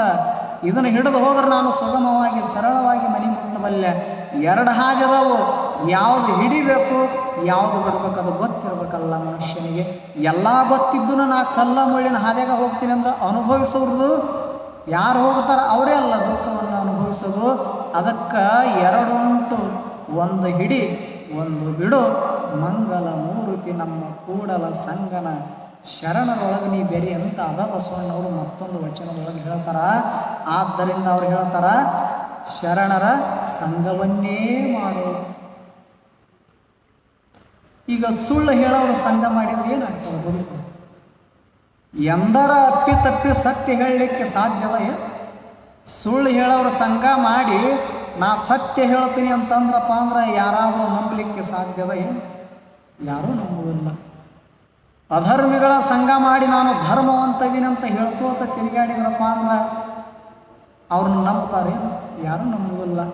ಯಾರು ಸತ್ಯವಂತರ ಸ್ನೇಹದೊಳಗಿರ್ತಾರ ಅವರು ಸತ್ಯವನ್ನೇ ನುಡಿತಾರೆ. ಯಾರು ಧರ್ಮದ ಪಥದೊಳಗೆ ನಡೀತಿರ್ತಾರ ಅವರು ಧರ್ಮದ ಹಾದಿ ಹಿಡ್ಕೊಂಡು ಬದುಕ್ತಿರ್ತಾರೆ. ಯಾರು ಒಂದಿಷ್ಟು ಈಗ ಸಂಜೆ ಆಗ್ಯದ, ಸಂಜೆ 6:30 ಆದ ತಕ್ಷಣ ಇಲ್ಲಿ ಅನುಭವ ಮಠಕ್ಕೆ ಹೋಗೋಣ ಅನ್ನುವಂಥವ್ರು ಸಂಘ ಮಾಡಿದ್ರೆ ನಿಮ್ಮನ್ನು ಮಠಕ್ಕೆ ಕರ್ಕೊಂಡು ಬರ್ತಾರೆ ಅವರು. ಅದ ಸಂಜೆ ಆದ ಬಳಿಕ ಇನ್ನು ಕೆಲವರು ಬೇರೆ ಬೇರೆ ಕಡೆಗೆ ಹೋಗ್ತಾರೆ. ಅವ್ರ ಜಾಗ ಬೇರೆ ಅದಾವೆ, ನಿಮ್ಮ ಜಾಗ ಅನುಭವ ಮಂಟಪಕ್ಕೆ ಬರೋದಿರ್ತದೆ, ಅವ್ರ ಜಾಗ ಬೇರೆ ಬೇರೆ ಅದಾವೆ. ಈಗ ಸಂಜೆ ಆದ ಬಳಿಕ ಕೆಲವರು ಹೋಗ್ತಿರ್ತಾರೆ ನೋಡು ರೆಸ್ಟೋರೆಂಟ್ ಬಾರ್ ಅಂತಂದು, ಅಂಥವ್ರು ಸಂಘ ಮಾಡಿದರೆ ಇಲ್ಲಿ ಬರೋಕ್ಕೆ ಸಾಧ್ಯದ? ಏನು 1 ದಿವಸ ಕರ್ಕೊಂಡು ಬರ್ತಾರೆ ನಿಮ್ಗೆ? ಎಂದೂ ಬರೋದಿಲ್ಲ. ಇಲ್ಲಿಗೆ ಬರೋರು ಸಂಘ ಮಾಡಿದ್ರೆ ಅಷ್ಟೇ ಇಲ್ಲಿ ಬಂದು ಕೂಡಿಸ್ತಾರೆ ನಿಮಗೆ. ಅಲ್ಲಿಗೆ ಹೋಗೋರು ಸಂಘ ಮಾಡಿದರೆ ಇಲ್ಲಿ ಹೆಂಗೆ ಬರಲಿಕ್ಕೆ ಸಾಧ್ಯದ ಹೇಳಿ? ಅದಕ್ಕೆ ಸತ್ಯವಂತರ ಸಂಘವಿರಲು ತೀರ್ಥವೇತಕೋ. ದಾಸರು ಏನು ಅದ್ಭುತ ಮಾತು ಹೇಳ್ತಾರ, ನಾವು ತಿರುಪತಿ ತಿಮ್ಮಪ್ಪನ ತೀರ್ಥನ ಶ್ರೇಷ್ಠ ಅಂತೀವಿ, ವಿಠ್ಠಲ ಪಾಂಡುರಂಗನ ತೀರ್ಥನ ಶ್ರೇಷ್ಠ ಅಂತೀವಿ. ಅದರ 100 ಪಟ್ಟು ಶ್ರೇಷ್ಠವಾಗಿರ್ತಕ್ಕಂಥ ತೀರ್ಥ ನಿನ್ನೊಳಗ ಅದ. ಎಲ್ಲದ? ಶರಣರ ಸಂಘದೊಳಗದ ಅಂತ ಹೇಳ್ತಾರೆ ಅವರು. ಸತ್ಯವಂತರ ಸಂಘವಿರಲು ತೀರ್ಥವೇತಕೋ. ನಿತ್ಯ ಜ್ಞಾನಿಯಾದ ಬಳಿಕ ಭಯವಿನ್ನೇತಕೋ ಅಂತ ದಾಸರು ಅದನ್ನು ಹೇಳಿದರು, ಶರಣರು ಅದನ್ನು ಹೇಳಿದರು. ಅದಕ್ಕೆ ಒಂದಿಷ್ಟು ಶರಣರ ಸಂಘವನ್ನು ಮಾಡಬೇಕು. ಅಪ್ಪಿ ತಪ್ಪಿ ಅನೀತಿ ಅನಾಚಾರ ಅಧರ್ಮಿಗಳ ಸಂಘವನ್ನು ಮಾಡಲಿಕ್ಕೆ ಹೋಗಬಾರದು. ಈಗ ಸುಳ್ಳು ಹೇಳೋರ ಸಂಘ ಮಾಡಿದ್ರೆ ಏನಾಗ್ತದೆ? ಸುಳ್ಳು ಹೇಳಬೇಕಾಗತ್ತೆ. ಅದನ್ನು ಬಿಟ್ಟರೆ ಮತ್ತೊಂದು ಕಲಿಸೋದಿಲ್ಲ ಅವರು. ಮತ್ತೊಂದು ಕಲಿಬೇಕಂದ್ರೆ ಅವಕಾಶ ಇಲ್ಲ ಇಲ್ಲಿ. ಹಿಂಗೆ ಒಬ್ಬ ಭಾಳ ಸುಳ್ಳು ಹೇಳ್ತಿದ್ದವ. ಎಷ್ಟು ಸುಳ್ಳು ಹೇಳ್ತಿದ್ದ ಆ ಮನುಷ್ಯ ಅಂತ ಕೇಳಿದ್ರೆ, ಬೆಳಗಿನ ಜಾವ ಎದ್ನಂದ್ರೆ ಸಂಜೆ ಮಲಗೋ ತನಕನೂ ಬರೀ ಸುಳ್ಳು ಹೇಳ್ತಿದ್ದ. ಆದ್ರೆ ಅವನ ಹೆಸರು ಮಾತ್ರ ಭಾರಿ ಮಸ್ತ್ ಇಟ್ಕೊಂಡಿದ್ದ. ಹೆಸರು ಸತ್ಯಪ್ಪ. ಹೇಳೋದೇನ ಮುಂಜಾನಿಂದ ಸಂಜೆ ತನಕ ಹೇಳೋದು ಸುಳ್ಳು, ಹೆಸರು ಮಾತ್ರ ಸತ್ಯಪ್ಪ. ಎಷ್ಟು ಮಸ್ತ್ ಇಲ್ಲ ಹೆಸರು ಸತ್ಯಪ್ಪ. ಹೇಳೋದೆಲ್ಲ ಸುಳ್ಳಪ್ಪ. ಇಂಥ ಮನುಷ್ಯರ ಸಂಘ ಇನ್ನೊಬ್ಬ ಮಾಡಿದ ಗೊತ್ತಿರಲಿಲ್ಲ. ಸ್ವಭಾವಗಳು ಗುಣಗಳು ಒಳಗಿರುತ್ತವೆ, ಹೊರ ಕಣ್ಣಿಗೆ ಕಾಣಿಸ್ತವೇನು. ಮ್ಯಾಲ ಮಸ್ತಾಗಿ ವೈಟ್ ಆ್ಯಂಡ್ ವೈಟ್ ಡ್ರೆಸ್ ಮಾಡ್ಕೊಂಡು ಬಂದಿರ್ತೀವಿ, ಒಳಗಿನ ಗುಣ ಹಾಗೆ ಇರಬೇಕಲ್ಲ. ಅವು ಕಂಡು ಬರ್ತಾವೇನು, ಕಾಣಿಸ್ತವೇನು, ಕಣ್ಣಿಗೆ ಗೋಚರ ಇರ್ತವೇನು, ಕಾಣೋದಿಲ್ಲ. ಹಂಗೆ ಈ ಮನುಷ್ಯ ಭಾಳ ಶಿಸ್ತದನ ಮಸ್ತದನಂತ ತಿಳ್ಕೊಂಡು ಇವನ ಸ್ನೇಹವನ್ನು ಮತ್ತೊಬ್ಬ ಸಾತ್ವಿಕ ಮನುಷ್ಯ ಮಾಡಿದ. 3 ತಿಂಗಳು ಇವನ ಸಹವಾಸದೊಳಗಿದ್ದ. ಇವನಿಗೆ ಗೊತ್ತಾಗಲಾರ್ದಂಗೆ ಅವ ಸುಳ್ಳು ಹೇಳ್ತಿದ್ದ, ಅಷ್ಟು ಚಲೋ ಹೇಳ್ತಿದ್ದವ. ಇವನಿಗೆ 3 ತಿಂಗಳು ಅವನ ಸ್ನೇಹದೊಳಗಿದ್ರು ಇವ ಸುಳ್ಳು ಹೇಳ್ತಾನಂತ ಅವನಿಗೆ ಗೊತ್ತಾಗಲಿಲ್ಲ. ಒಂದು ದಿವಸ 3 ತಿಂಗಳ ಆದ ಬಳಿಕ ಸ್ವಲ್ಪ ತಿಳಿಯಾಕತ್ತೀತ ಅವನಿಗೆ. ಇವ ಒಂದು ಸ್ವಲ್ಪ ಮನುಷ್ಯ ಡೇಂಜರ್ ಅವನ ಅನ್ನೋದು ಸ್ವಲ್ಪ ಅವಾಗ ಅವನಿಗೆ ಗೊತ್ತಾಗಲಿಕ್ಕೆ ಶುರುವಾಗಿತ್ತು. ಅಷ್ಟೊತ್ತಿಗೆ ಅವ ಕಾಯಂ ಸುಳ್ಳು ಹೇಳ್ತಿದ್ನಲ್ಲ, ಇವ ಅಂದ, ನೋಡಪ್ಪ ನೀನು ನನ್ನ ಸ್ನೇಹ ಮಾಡಿ ಅಂದ ಬಳಿಕ ಈ ಸರ್ತಿ ಸಂಕ್ರಾಂತಿಗೆ ಹಿಮಾಲಯ ಪರ್ವತಕ್ಕೆ ಹೋಗೋಣ ಅಂತಂದವ. ಏನಂದ? ಹಿಮಾಲಯ ಪರ್ವತಕ್ಕೆ ಹೋಗೋಣ, ಒಂದಿಷ್ಟು ಹೋಗಿ ಸುಂದರವಾಗಿರ್ತಕ್ಕಂಥ ನಿಸರ್ಗದ ದೃಶ್ಯಗಳನ್ನು ನೋಡಿ ಬರೋಣ ಅಂತ ತಿಳ್ಕೊಂಡು ಇವ ಕರ್ಕೊಂಡು ಹೋದ. ಆ ಸಾತ್ವಿಕ ಮನುಷ್ಯನ ಸ್ನೇಹಿತನ ಮಾಡ್ಕೊಂಡಿದ್ನಲ್ಲ, ಇವನು ಕರ್ಕೊಂಡು ಹಿಮಾಲಯ ಪರ್ವತಕ್ಕೆ ಹೋದ. ಅಲ್ಲಿ ಹಿಮಾಲಯ ಪರ್ವತಕ್ಕೆ ಹೋದರು. ಎಲ್ಲೆಲ್ಲಿ ಮನಮೋಹಕವಾಗಿರ್ತಕ್ಕಂಥ ನಿಸರ್ಗ ತುಂಬಿತ್ತು ಅಲ್ಲೆಲ್ಲ ಕಣ್ಣು ಆಡಿಸ್ಕೋತ ನೋಡ್ಕೋತ ಬಂದರು ಇಬ್ಬರು. ಬಂದ ತಕ್ಷಣ ಅಲ್ಲಿ ಹಿಮಾಲಯದ ಬೆಟ್ಟ ಆಕಾಶದ ಎತ್ತರಕ್ಕೆ ಬೆಳೆದು ನಿಂತಿತ್ತು. ಆವಾಗ ಸುಳ್ಳು ಹೇಳ್ತಿದ್ನಲ್ಲ, ಅವ ಇವನಿಗೆ ಹೇಳಿದ. ಏನಂತಂದ? ನೋಡು ಅಲ್ಲಿ ಹಿಮಾಲಯ ಪರ್ವತ ಕಾಣಿಸ್ತದೇನಂದ. ಹೌದು ಕಾಣಿಸುತ್ತಂದಿವ, ಸಾತ್ವಿಕ ಮನುಷ್ಯ ಕಾಣಿಸ್ತದಂದ.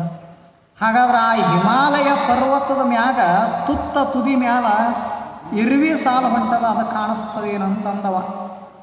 ನೋಡು, ಹಿಮಾಲಯ ಪರ್ವತದೊಳಗೆ ಜೀವಿಗಳು ಬದುಕಕ್ಕೆ ಅವಕಾಶ ಅದ. ಅಷ್ಟು ತಂಪು ವಾತಾವರಣದೊಳಗೆ ಜೀವಿಗಳು ಯಾವ ಬದುಕಲಿಕ್ಕೆ ಸಾಧ್ಯ ಇಲ್ಲ. ಅಂಥ ಒಂದು ಹಿಮಾಲಯ ಪರ್ವತದ ತುದಿ ಮ್ಯಾಲ ಇರುವಿ ಸಾಲು ಹೊಂಟೈತೆ ಅಂತ ರೀಲ್ ಬಿಟ್ಟಿವ. ಸುಳ್ಳು ಹೇಳಿದ ಒಂದು. ಇವ 3 ತಿಂಗಳಾಗಿತ್ತಲ್ಲ ಅವನು ಸ್ನೇಹ ಮಾಡಿ. ಇವನಿಗಿಂತ ಚಲೋ ಸುಳ್ಳು ಹೇಳೋದು ಕಲಿತು ಬಿಟ್ಟಿದ್ದ. ಆಗಲೇ ಇವನಿಗೆ ಗೊತ್ತಿದ್ದಿದ್ದಿಲ್ಲ ಅದು. ಇವ ಅಂದ, ಹೌದಲ್ಲೋ ಹಿಮಾಲಯದ ಪರ್ವತದ ತುದಿ ಮೇಲೆ ಇರುವಿ ಸಾಲು ಹೊಂಟೈತೆ ಅಂತ ನೀನಂದಿ, ನನಗೆ ಕಣ್ಣಿಗೆ ಕಾಣಿಸ್ತದ. ಆದ್ರೆ ಅದರೊಳಗೆ ಒಂದು ವಿಶೇಷತೆ ಅದ, ನಿನಗೆ ಕಾಣಿಸ್ತದ ಏನಂತ ಅವ ಹೊಳ್ಳಿರಿಲ್ ಬಿಟ್ಟ. ಏನದು ಅಂದ ಇವ ಕಾಯಂ ಸುಳ್ಳು ಹೇಳವ. ಏನದು ಅಂದ? ಅವ ಅಂದ, ಸಾವಿರಾರು ಇರುವೆಗಳು ಆ ಹಿಮಾಲಯ ಪರ್ವತದ ತುದಿ ಮ್ಯಾಲ ಹೊರಟವಲ್ಲ, ಒಂದರಿಂದ ಒಂದು ಲೈನ್ ಹಚ್ಚಿ, ಆ ಸಾವಿರಾರು ಇರುವಿ ಒಳಗೆ ಮಧ್ಯದೊಳಗೆ ಒಂದು ಇರುವಿ ಕಾಲು ಕುಂಟತದ ನೋಡು, ಅದು ನಿನಗೆ ಕಾಣಿಸ್ತದ ಅಂದವ. ನೋಡಿ, ಇವ ಎಷ್ಟು ಎಕ್ಸ್ಪೀರಿಯನ್ಸ್ ಆಗಿದೆ ಸುಳ್ಳು ಹೇಳಕ್ಕೆ. ಇವ ಬರೇ ಇರುವಿ ಸಾಲು ಹೋಗುತ್ತಂತ ಇವ ಅಂದ. ಇವ ಏನಂದ? ಅದರೊಳಗೆ ಒಂದು ಇರುವಿ ಕುಂಟತದವಲ್ಲ ಅಂತ ಅವ ಅಂದ. ಕೊನೆಗೇನಾಯ್ತು ಅವನ ಪರಿಸ್ಥಿತಿ? ಸುಳ್ಳು ಹೇಳೋವನ ಸ್ನೇಹ ಮಾಡಿದ್ದರ ಪರಿಣಾಮ ಅವನಿಗಿಂತ ಚಲೋ ಸುಳ್ಳು ಹೇಳೋದು ಇವ ಕಲಿತ. ಇನ್ನು ಸತ್ಯ ಹೇಳಂದ್ರೆ ಹೇಳಲಿಕ್ಕೆ ಸಾಧ್ಯದ ಏನು? ಎಂದೂ ಹೇಳಕ್ಕೆ ಸಾಧ್ಯ ಇಲ್ಲ. ಅದಕ್ಕೆ ಸತ್ಯವಂತರ ಸಂಘವನ್ನು ಮಾಡಬೇಕು ಮನುಷ್ಯನಿಗೆ. ಆವಾಗ ನಿನ್ನ ಬದುಕು ಸುಂದರ ಆಗ್ತದೆ, ಆವಾಗ ಜೀವನ ಪರಮ ಪಾವನವಾಗ್ತದೆ. ಹೊರತು ದುರ್ಜನರ ಸಂಘವನ್ನು ಎಂದೂ ಮಾಡಲಿಕ್ಕೆ ಹೋಗಬೇಡ. ಇದನ್ನ ಬರೀತಾರವರು. ಏನಂತ? ದುರ್ಜನರ ಸಂಘ ಬೇಡವಯ್ಯ. ಯಾಕೆ ಬೇಡ ಅಂತಾರ ಬಸವಣ್ಣನವರು ಅಂತ ಕೇಳಿದ್ರೆ,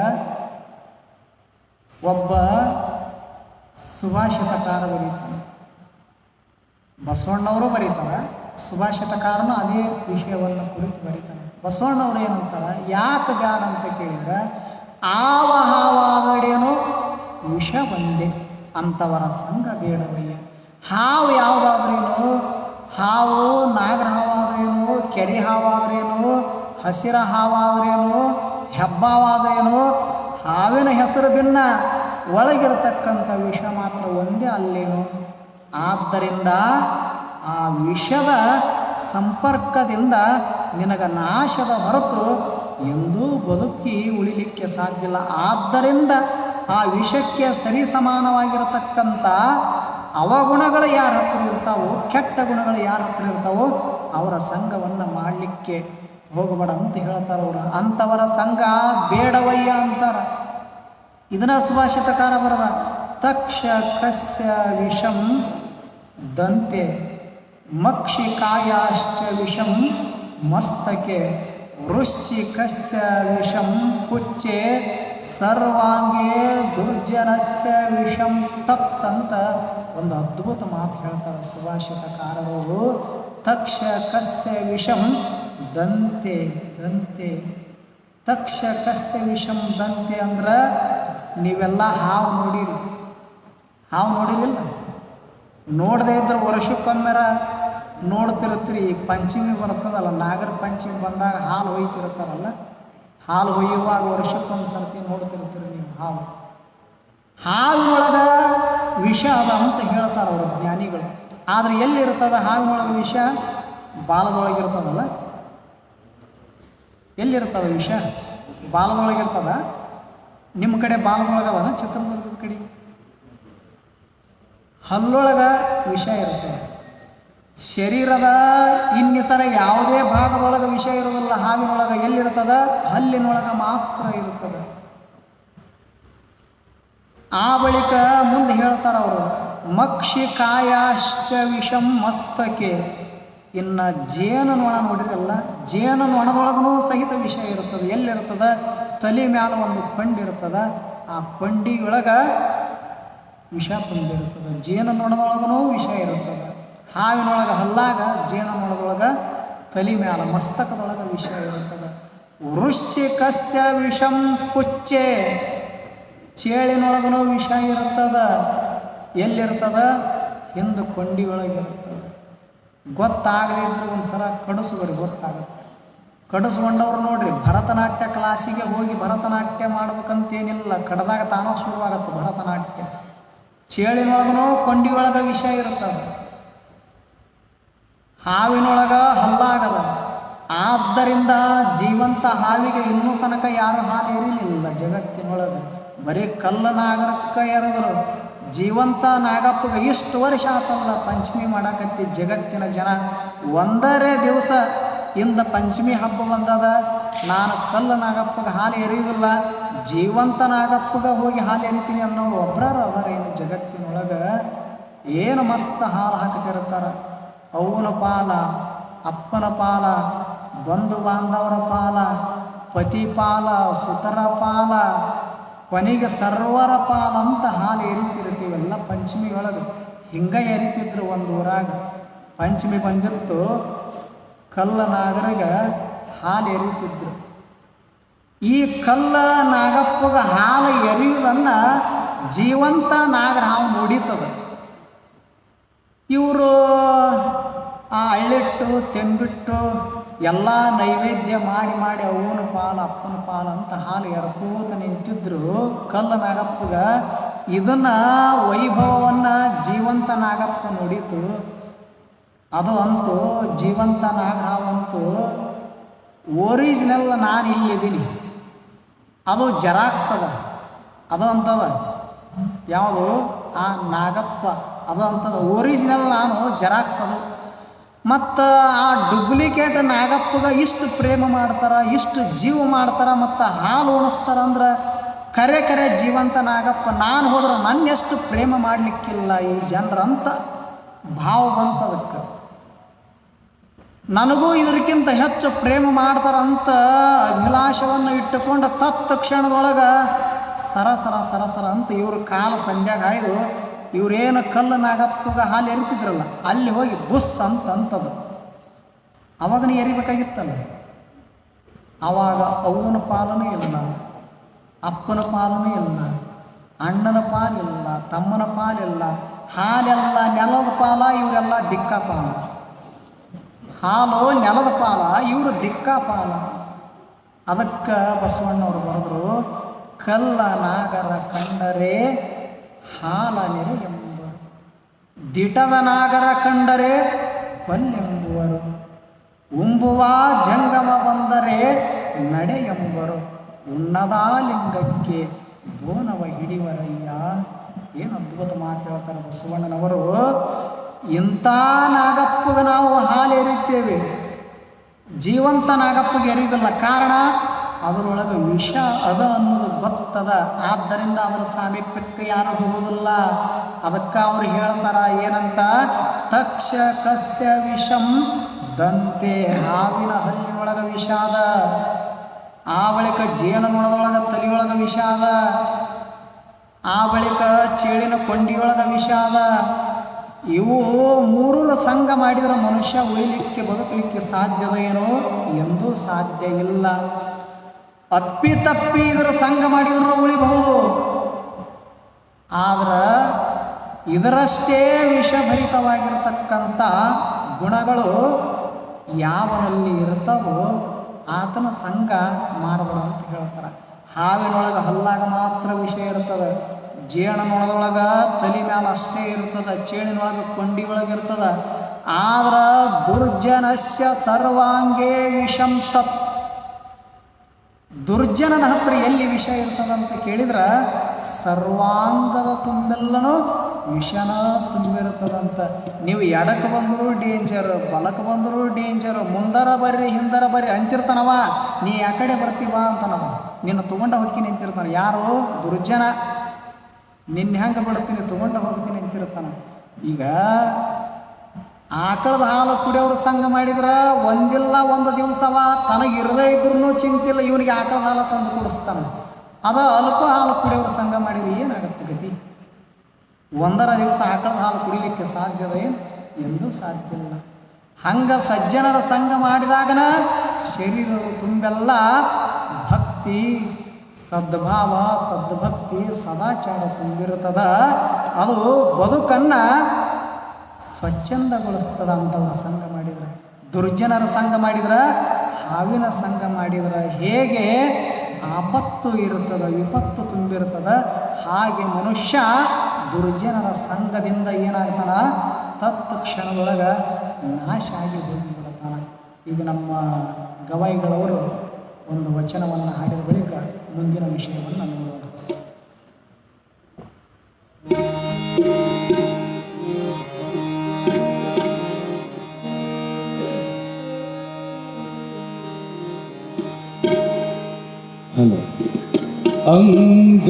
ಅಂಗಮಾಸಿದಲ್ಲಿ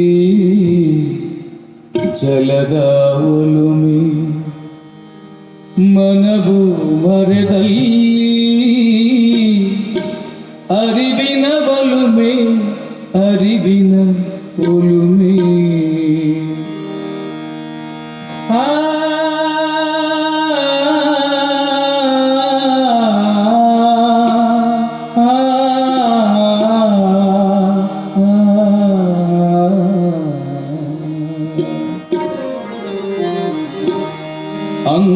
ಅಂಗಮಾಸಿದಲ್ಲಿ ಜಲದ ಒಲುಮೆ, ಅಂಗಮಾಸಿದಲ್ಲಿ ಜಲದ ಒಲುಮೆ ಮನವು ಮರೆದಲ್ಲಿ ಅರಿವಿನ ಒಲುಮೆ, ಮನವು ಮರೆದಲ್ಲಿ ಅರಿವಿನ ಒಲುಮೆ, ಅರಿವಿನ ಒಲುಮೆ.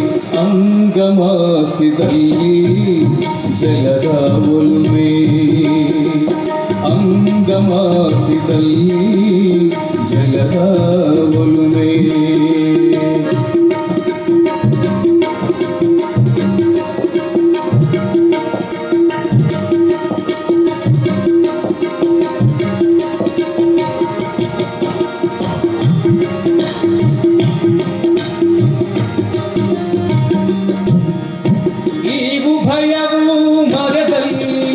ಶರಣರ ಸಂಘದೊಲುಮೆ, ಈ ಉಭಯವೂ ಮರೆದಲ್ಲಿ ಶರಣರ ಸಂಘದೊಲುಮೆ. ಒಲುಮೆಯ ಬಲವರವ ನಿಂದಿ ನೀನರಿ, ಒಲುಮೆಯ ಬಲವರವ ನಿಂದಿ ನೀನರಿ. ಪುಣ್ಯಾರಣ್ಯ ದಹನ ಭೀಮೇಶ್ವರಲಿಂಗ, ಭೀಮೇಶ್ವರಲಿಂಗ ನಿರಂಗ ಸಂಗ ನಿರಂಗ ಸಂಗ ನಿರಂಗ ಸಂಗ ಅಂಗಮಾಸಿದಲ್ಲಿ ಜಗದ ಒಲುಮೆ ಅಂಗಮಾಸಿದಲ್ಲಿ ಜಗದ ಒಲುಮೆ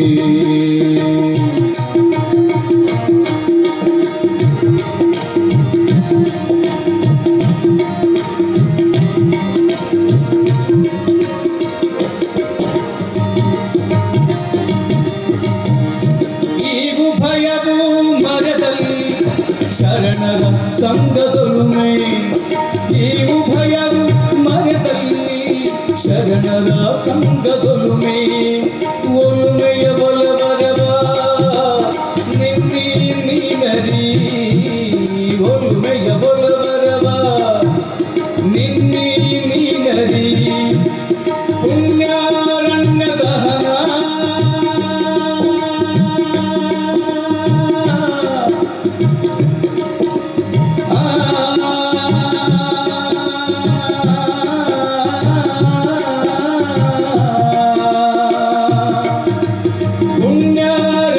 ದಹನ ಭೀಮೇಶ್ವರಲಿಂಗ ಭೀಮೇಶ್ವರಲಿಂಗ ನಿರಂಗ ಸಂಗ ನಿರಂಗ ಸಂಗ ನಿರಂಗ ಸಂಗ ನಿರಂಗ ಸಂಗ ಅಂಗಮಾಸಿದಲ್ಲಿ ಜಲದ ಒಲುಮೆ ಅಂಗಮಾಸಿದಲ್ಲಿ ಜಲದ ಒಲುಮೆ ಮನವು ಮರದಲ್ಲಿ ಅರಿವಿನ ಒಲುಮೆ ಮನವು ಮರದಲ್ಲಿ ಅರಿವಿನ ಒಲುಮೆ ಅರಿವಿನ ಒಲುಮೆ ಅಂಗಮಾಸಿದಲ್ಲಿ ಜಲದ ಒಲುಮೆ ಅಂಗಮಾಸಿದಲ್ಲಿ ಜಲದ ಒಲುಮೆ ಜಲದ ಒಲುಮೆ ಜಲದ ಒಲುಮೆ.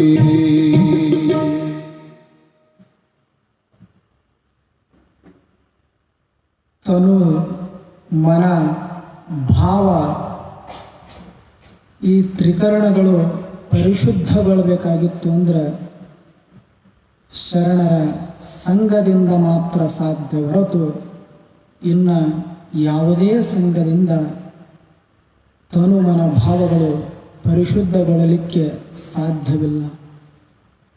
ಆದ್ದರಿಂದ ಬಸವಾದಿ ಶರಣರಿರಲಿ, ಸಂತರಿರಲಿ, ದಾಸರಿರಲಿ ಸಂಘಕ್ಕೆ ಅಷ್ಟು ಮಹತ್ವವನ್ನು ನೀಡಿದ್ರು ಅವರೆಲ್ಲ.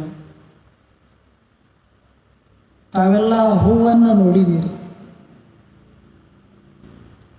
ಆ ಹೂವಿನೊಳಗೆ ದಾರಾನೂ ಇರುತ್ತದೆ. ಇನ್ನೂ ತಕ ನೂರಾರು ಜನ ಸ್ವಾಮೀಜಿಯವರು ಇದ ಅನುಭವ ಮಂಟಪದ ಮೇಲೆ ಕೂತು ಹೋಗ್ಯಾರ. ನೀವೆಲ್ಲ ಅವರನ್ನ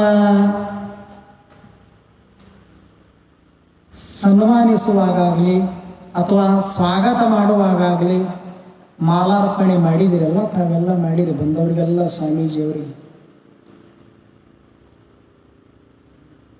ಬಂದವರಿಗೆಲ್ಲ ಆ ದಾರದೊಳಗೆ ಸೇರಿರ್ತಕ್ಕಂಥ ಹೂಗಳನ್ನು ಬಿಟ್ಟು ಬರೀ ದಾರ ಹಾಕಿದ್ರ ಚಲೋ ಅನಿಸ್ತಿತ್ತು, ಅನಿಸೋದಿಲ್ಲಲ್ಲ. ಹಾಕಿದವ್ರಿಗೂ ಶೋಭೆ ಅಲ್ಲ, ಹಾಕಿಸಿಕೊಂಡವರಿಗೆ ಮೊದಲ ಶೋಭೆ ಅಲ್ಲ.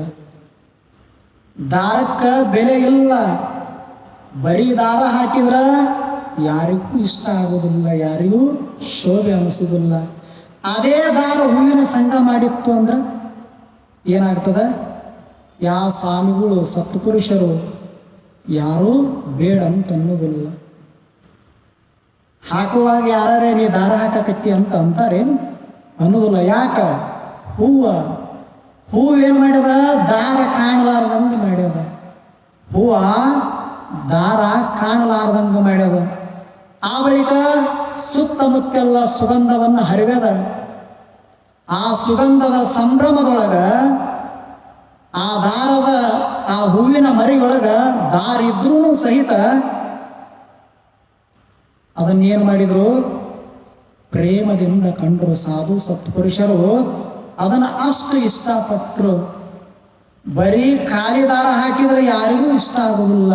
ಅದೇ ದಾರ ಹೂವಿನ ಸಂಘ ಮಾಡಿದ್ದರ ಪರಿಣಾಮ ಸಾಧು ಸತ್ತು ಪುರುಷರಲ್ಲಿನೂ ಅದು ಸಮರ್ಪಣೆ ಆಗ್ತದೆ. ದೇವಾನೋ ದೇವತೆಯಲ್ಲಿನೂ ಸಹಿತ ದಾರ ತನ್ನನ್ನು ತಾನು ಸಮರ್ಪಣೆ ಮಾಡಿಕೊಳ್ಳುತ್ತದೆ. ಯಾವುದರ ಪರಿಣಾಮ? ಹೂವಿನ ಸಂಘ ಮಾಡಿದ್ದರ ಪರಿಣಾಮ. ದಾರ ಹೂವಿನ ಜೊತೆ ಶಿವನಲ್ಲಿ ಶೋಭಿಸುವುದು ಅಂತ ಬರೀತಾರೆ.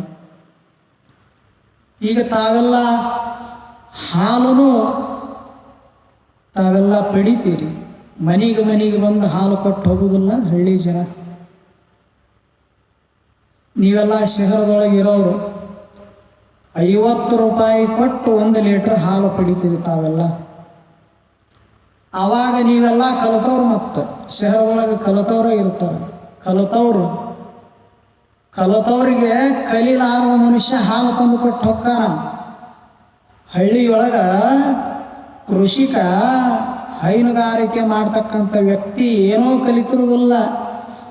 ಅವನಿಗೆ ಜ್ಞಾನ ಅಂದ್ರೆ ಎಮ್ಮೆ ಮೇಯಿಸೋದು, ಅವಕ್ಕೊಂದಿಷ್ಟು ಚಲೋ ನೀರು ಕುಡಿಸೋದು, ಅವುಗಳನ್ನು ಪ್ರೇಮದಿಂದ ಸಂರಕ್ಷಣೆ ಮಾಡೋದು ಇಷ್ಟ ಗೊತ್ತಿರ್ತದೆ.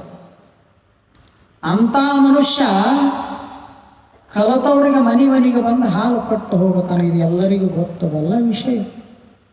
ಅವಾಗ ಇವರು ಕಲಿತವ್ರು 1 ಲೀಟರ್ ಹಾಲಿಗೆ 50 ರೂಪಾಯಿ ಕೊಡ್ತಾರೆ. ಅವಾಗ ಕಲಿಲಾರದ ಮನುಷ್ಯ ಅಂತಾನ, ಬಾಯಿ ಬಿಟ್ಟು ಹೇಳೋದಿಲ್ಲವ, ಏನಾರ ಗದ್ಲಿ ಎದ್ದಿಗಿದ್ದಿತ್ತಂತ ಮನಸ್ಸಿನಾಗ ಅನ್ಕೊಂತಾನ. ಎಷ್ಟರ ಶಾಣೆ ಇರ್ಬೇಕು ನೀನು, ಎಷ್ಟರ ಶಾಣೆ ಇರ್ಬೇಕು ನೀನು. 1 ಲೀಟರ್ ಹಾಲದ ಅಂತ ತಿಳ್ಕೊಂಡು ನೀ 50 ರೂಪಾಯಿ ಕೊಟ್ಟು ತಗೊಂತಿದಿ. ಇದ್ರಾಗ ಅರ್ಧ ಲೀಟರ್ ನೀರು ಬೆರೆಸಿ ನಾನು ಅಂತಿರ್ತಾನ ಮನಸ್ಸಿನಾಗ. ನಿಮ್ಮೆದುರಿಗೆ ಹೇಳ್ತಾನ, ಹೇಳಿದ್ರೆ ಅವ ಹೆಂಗೆ ಬೆಳಿತಾನ? ಅವ ಅಂತಾನ ಮನಸ್ಸಿನಾಗ, 1 ಲೀಟರ್ ಹಾಲಿಗೆ ನೀವು 50 ರೂಪಾಯಿ ಕೊಟ್ಟೆ ಅಂದ ಬಳಿಕ ಇದ್ರೊಳಗ ಅರ್ಧ ಲೀಟರ್ ನೀರು ಬೆರೆಸಿರ್ತಾನ. ಆದ್ರೆ 50 ರೂಪಾಯಿ ಕೊಟ್ಟಾನಲ್ಲ ಈತ, ಯಾವುದಕ್ಕೂ ಕೊಟ್ಟ?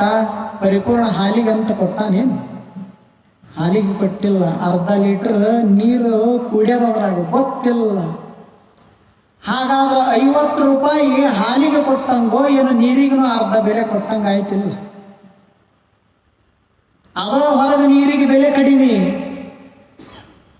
ಈಗ ನೀರು ಸಹಿತ ಹಾಲಿನ ಸಂಘ ಮಾಡಿದ್ದರ ಪರಿಣಾಮವಾಗಿ ಅದು ಸಹಿತ ತನ್ನ ಬೆಲೆಯನ್ನು ಹೆಚ್ಚು ಮಾಡಿಕೊಂಡಿತು. ಅಷ್ಟೇ ಅಲ್ಲ, ಆ ಹಾಲಿನ ರೂಪವನ್ನ ಪಡಿತದ.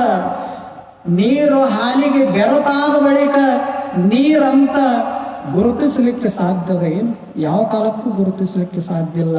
ನೀರು ಹಾಲಿನ ಸಂಘ ಮಾಡಿ ತನ್ನ ಬೆಲೆಯನ್ನ ಹೆಚ್ಚು ಮಾಡಿಕೊಳ್ಳುತ್ತದೆ. ಒಂದು ನೀರು ಹಾಲಿನ ಸಂಘ ಮಾಡಿ ತನ್ನ ಬೆಲೆ ಹೆಚ್ಚು ಪಡಿಸಿಕೊಳ್ಳಿತು. ಒಂದು ದಾರ ಹೂವಿನ ಸಂಘ ಮಾಡಿ ಶಿವನಲ್ಲಿ ಸಮರ್ಪಿತವಾಯಿತು. ಹೇಗೋ ಹಾಗೆ ಎಂಥ ಕೆಟ್ಟ ಮನುಷ್ಯನೂ ಕೂಡ, ಸಾಮಾನ್ಯ ಮನುಷ್ಯನೂ ಕೂಡ ಸಜ್ಜನರ ಸಂಘದಿಂದ ಒಬ್ಬ ಯೋಗಿ ಆಗಬಲ್ಲ, ತ್ಯಾಗಿ ಆಗಬಲ್ಲ, ಮಹಾನುಭಾವಿ ಆಗಬಲ್ಲ ಅನ್ನೋದನ್ನ ಬಸವಾದಿ ಶರಣರು ಇದ ಜಗತ್ತಿನೊಳಗ ಪ್ರಾಯೋಗಿಕವಾಗಿ ಬದುಕಿ ತೋರಿಸಿಕೊಟ್ಟು ಹೋಗಿದ್ದಾರೆ. ಆದ್ದರಿಂದ ಮನುಷ್ಯರೇ ಸಜ್ಜನರ ಸಂಘವನ್ನ ಮಾಡಬೇಕು. ಮಾಡಿದವರ ಕಥೆ ಹಿಂಗದ ನೋಡು. ಇತಿಹಾಸದ ಪುಟವನ್ನ ತೆರಿ, ಒಂದು ಕ್ಷಣ ತೆರಿ. ಏನನಾರ ತೆರೆದು ನೋಡ್ತಿದಲ್ಲ, ಇದೂ ಒಂದಿಷ್ಟು ತೆರೆಯಲ್ಲ. ಎಂಥ ಬುದ್ಧ, ಎಂಥ ಅಂಗುಲಿ ಮಾಲ, ತಾವೆಲ್ಲ ಹೆಸರು ಕೇಳಿರಬಹುದು. ಅಂಗುಲಿ ಮಾಲ, ಅಂಗುಲಿ ಅಂದ್ರೆ ಬೆರಳುಗಳು. ಅರಣ್ಯದೊಳಗ ವಾಸ. ಯಾರು ಆತನ ಸಾಮೀಪ್ಯದೊಳಗೆ ಬರ್ತಾರ ಬಂದವರಿಗೆಲ್ಲ ಬೆರಳುಗಳನ್ನ ಕತ್ತರಿಸ್ತಿದ್ದ. ಅವುಗಳನ್ನೇ ಮಾಲಿ ಮಾಡಿಕೊಂಡು ಕೊರಳಾಗ ಹಾಕಿಕೊಂಡು ಆನಂದ ಪಡುತ್ತಿದ್ದ, ಸಂತೋಷ ಪಡುತ್ತಿದ್ದ. ಇಂಥ ಕಠಿಣ ಮನಸ್ಥಿತಿಯನ್ನು ಉಳ್ಳಂತವ, ಇಂಥ ಕ್ರೂರ ಸ್ವಭಾವದ ವ್ಯಕ್ತಿ ಅಂಗುಲಿ ಮಾಲ. ಈತನ ಹೆಸರು ಕೇಳಿದ್ರಪ್ಪ ಅಂದ್ರ ಎಲ್ಲರೂ ಭಯಭೀತರಾಗುತ್ತಿದ್ರು. ಇಂಥ ಮನುಷ್ಯ ಅರಣ್ಯದೊಳಗ ವಾಸ. ಅದೇ ಮಾರ್ಗದೊಳಗ ಬುದ್ಧ ದೇವ ಹೊರಟಿದ್ದ ತನ್ನ ಶಿಷ್ಯರ ಜೊತೆಗೆ. ಆವಾಗ ಯಾರೋ ಹೇಳಿದ್ರು, ನೋಡಿ ಬುದ್ಧ ಮಹಾಶಯರೇ, ಈ ಮಾರ್ಗದೊಳಗ ನೀವು ಹೋಗಬೇಡಿ ಅಂತ ತಡೆದ್ರು. ಅವಾಗ ಬುದ್ಧಂದ ಯಾಕೆ ಹೋಗಬಾರದು ಅಂತ ಕೇಳಿದ. ಏನಿಲ್ಲ, ಈ ಹಾದಿಯೊಳಗ ಈ ಮಾರ್ಗದೊಳಗ ಅಂಗುಲಿಮಾಲ ಅಂತ ಒಬ್ಬ ಕ್ರೂರ ಸ್ವಭಾವದ ವ್ಯಕ್ತಿತ್ವವುಳ್ಳಂಥ ಮನುಷ್ಯ ವಾಸದನು.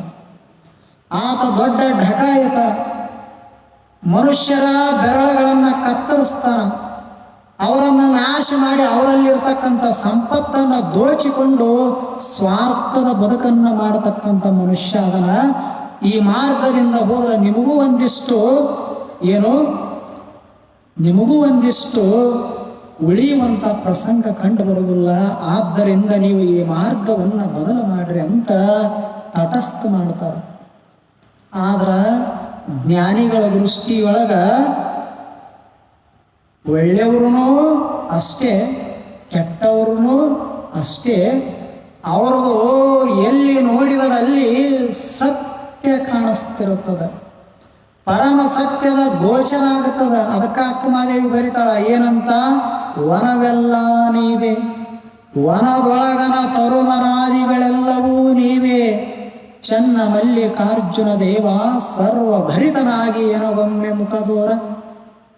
ನಿಜವಾದ ಸತ್ಯದರ್ಶಿಗಳ, ನಿಜವಾದ ಜ್ಞಾನಿಗಳ, ಮಹಾತ್ಮರ ದೃಷ್ಟಿ ಅದು ಸಮಷ್ಟಿಯ ದೃಷ್ಟಿ. ನೋಡಿದಲ್ಲೆಲ್ಲ ಸತ್ಯ ಕಾಣಿಸ್ತದೆ ಹೊರತು ಅದರ ಬಿಟ್ಟು ಮತ್ತೊಂದು ಕಾಣುವುದಿಲ್ಲ. ಹಾಗೆ ಬುದ್ಧದೇವ ಸತ್ಯದರ್ಶಿ, ಆತನ ದೃಷ್ಟಿಯೊಳಗ ಅಂಗುಲಿಮಾಲ ಬೇರೆ, ಇವರು ತಟಸ್ಥ ಮಾಡಿರಲ್ಲ, ಇವರು ಬೇರೆ, ಈ ಭಾವನೆ ಇಲ್ಲ, ಏಕೋ ಭಾವ. ಅವಾಗ ಆತಂದ ಇದ್ರೆ ಇರುವಲ್ಲ ಆತ ನನ್ನೇನು ಮಾಡ್ತಾನಂತ ತಿಳ್ಕೊಂಡು ತನ್ನ ಶಿಷ್ಯರ ಜೊತೆಗೆ ಅದೇ ಮಾರ್ಗದೊಳಗೆ ಹೊರಟ.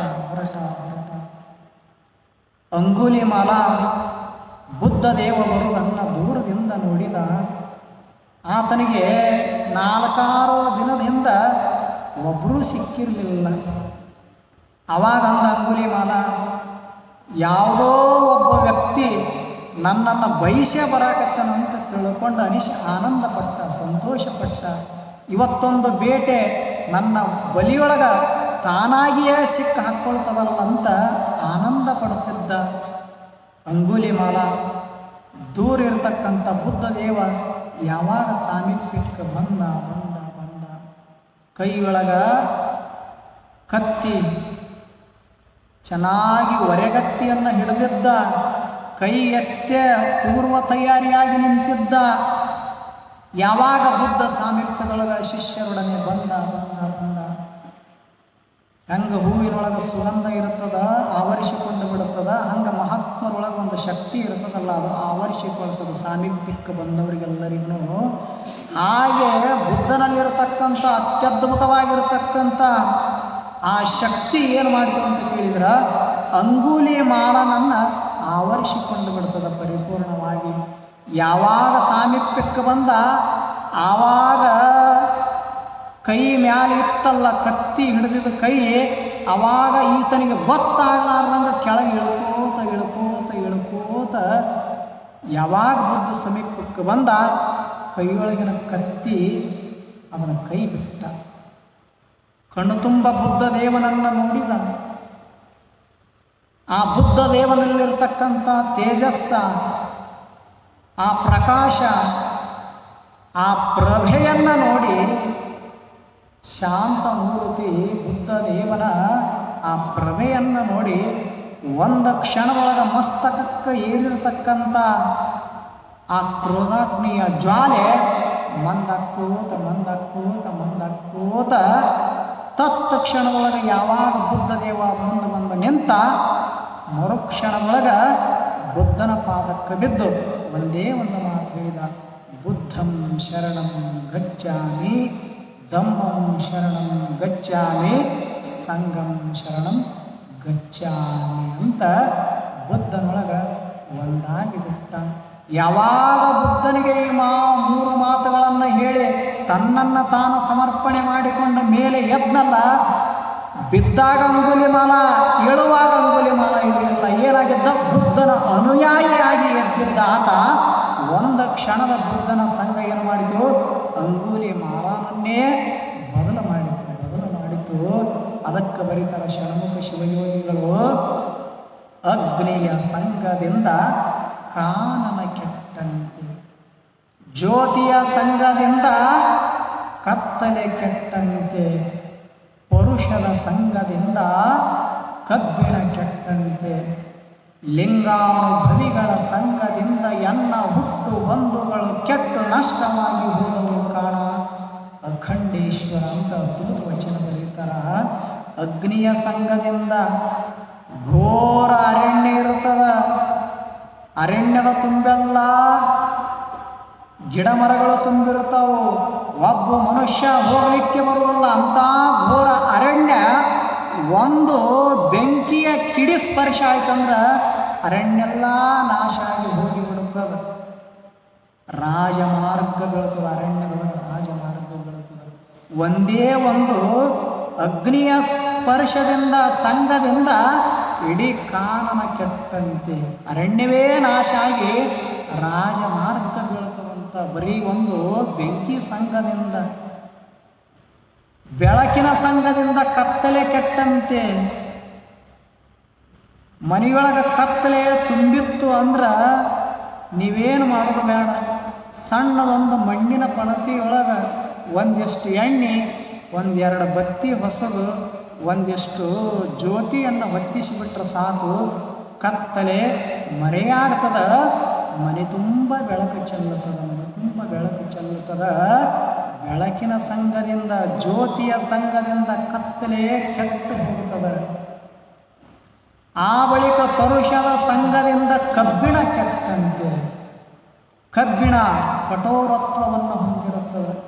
ಅಂತ ಕಾಠಿಣ್ಯವಾಗಿರತಕ್ಕಂಥ ಕಬ್ಬಿಣದಂಥ ಕಬ್ಬಿಣ ಸಹಿತ ಪರುಷಮಣಿಯ ಸಂಘದಿಂದ, ಪರುಷಮಣಿ ಹತ್ರ ಒಂದು ಸ್ವಭಾವ ಗುಣಧರ್ಮ ಏನಂದ್ರೆ, ಕಬ್ಬಿಣವನ್ನು ತಾನು ಸ್ಪರ್ಶ ಮಾಡಿದ ತತ್ಕ್ಷಣದೊಳಗೆ ಕಬ್ಬಿಣ ಆಗಿ ಇರಾಕ ಬಿಡುವುದಿಲ್ಲ. ಯಾವ ಪರುಷಮಣಿ ಅದನ್ನು ಹಣ್ಣನ್ನಾಗಿ ಪರಿವರ್ತನೆ ಮಾಡುತ್ತದೆ.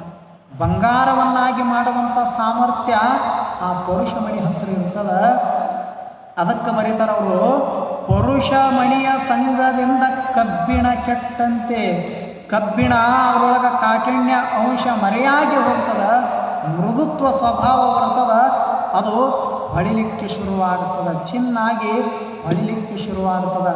ಹಾಗೆ ಲಿಂಗಾನುಭವಿಗಳ ಸಂಘದಿಂದ ಎನ್ನ ಹುಟ್ಟು ಹೊಂದುಗಳು, ಜನನ ಮರಣಾದಿಗಳು ಎಲ್ಲವೂ ಕೆಟ್ಟು ನಷ್ಟಾಗಿ ಇದ ಜನ್ಮದೊಳಗೆ ಭವಮುಕ್ತರಾಗಿ ನಾವು ಹೋಗಬಲ್ಲೆವು ಅನ್ನುವಂಥ ಮಾತನ್ನು ಷಣ್ಮುಖ ಶಿವಯೋಗಿಗಳನ್ನು ಬರೀತಾರೆ. ಆದ್ದರಿಂದ ಮನುಷ್ಯನೇ ಈ ಜಗತ್ತಿನೊಳಗೆ ಎಷ್ಟು ವರ್ಷ ಬರುತ್ತೀವಿ ಅನ್ನೋದು ಮುಖ್ಯಲ್ಲ, ಎಂಥವ್ರ ಸಂಘದೊಳಗೆ ಎಷ್ಟು ಸಮಯವನ್ನು ಕಳೀತೇವೆ ಅನ್ನೋದು ಭಾಳ ಮಹತ್ವಪೂರ್ಣವಾಗಿರತಕ್ಕಂಥದ್ದು. ಆದ್ದರಿಂದ ನೀ ಏನು ಮಾಡೋ ಮನುಷ್ಯನೇ, ಅಂಥವರ ಸಂಘವನ್ನು ಮಾಡು, ಅಂಥವರ ಸಂಘವನ್ನು ಮಾಡು. ಅಂಥವರ ಸಂಘ ಮಾಡಿದರೆ ಏನಾಗುತ್ತೆ, ಬದುಕಿನೊಳಗೆ ತಂಪು ತುಂಬುತ್ತದೆ, ತಂಪು ತುಂಬುತ್ತದೆ. ಹೇಳ್ತಾನೆ ಒಬ್ಬ ಮಹಾನುಭಾವಿ, ಚಂದನಂ ಶೀತಲಂ ಲೋಕೆ ಚಂದನಾದಪಿ ಚಂದ್ರಮಾಹ, ಚಂದ್ರಾಚ್ಯ ಚಂದನಾಶ್ಚೈವ ಶೀತಲ ಸಾಧು ಸಂಗತಿ. ಭಾಳ ಚಲೋ ಮಾತು ಹೇಳ್ತಾನೆ. ಚಂದನ ಅಂತ ನೋಡಿರಿ ತಾವೆಲ್ಲ. ಚಂದನ ಏನು ಮಾಡ್ತದಂದ್ರೆ ತಂಪನ್ನು ಕೊಡುವಂಥದ್ದು ಚಂದನ. ಈ ಚಂದನಕ್ಕಿಂತಲೂ ಇನ್ನೂ ಮಿಗಿಲಾದ ತಂಪನ್ನು ಕೊಡುವಂಥ ವಸ್ತು ಚಂದ್ರ.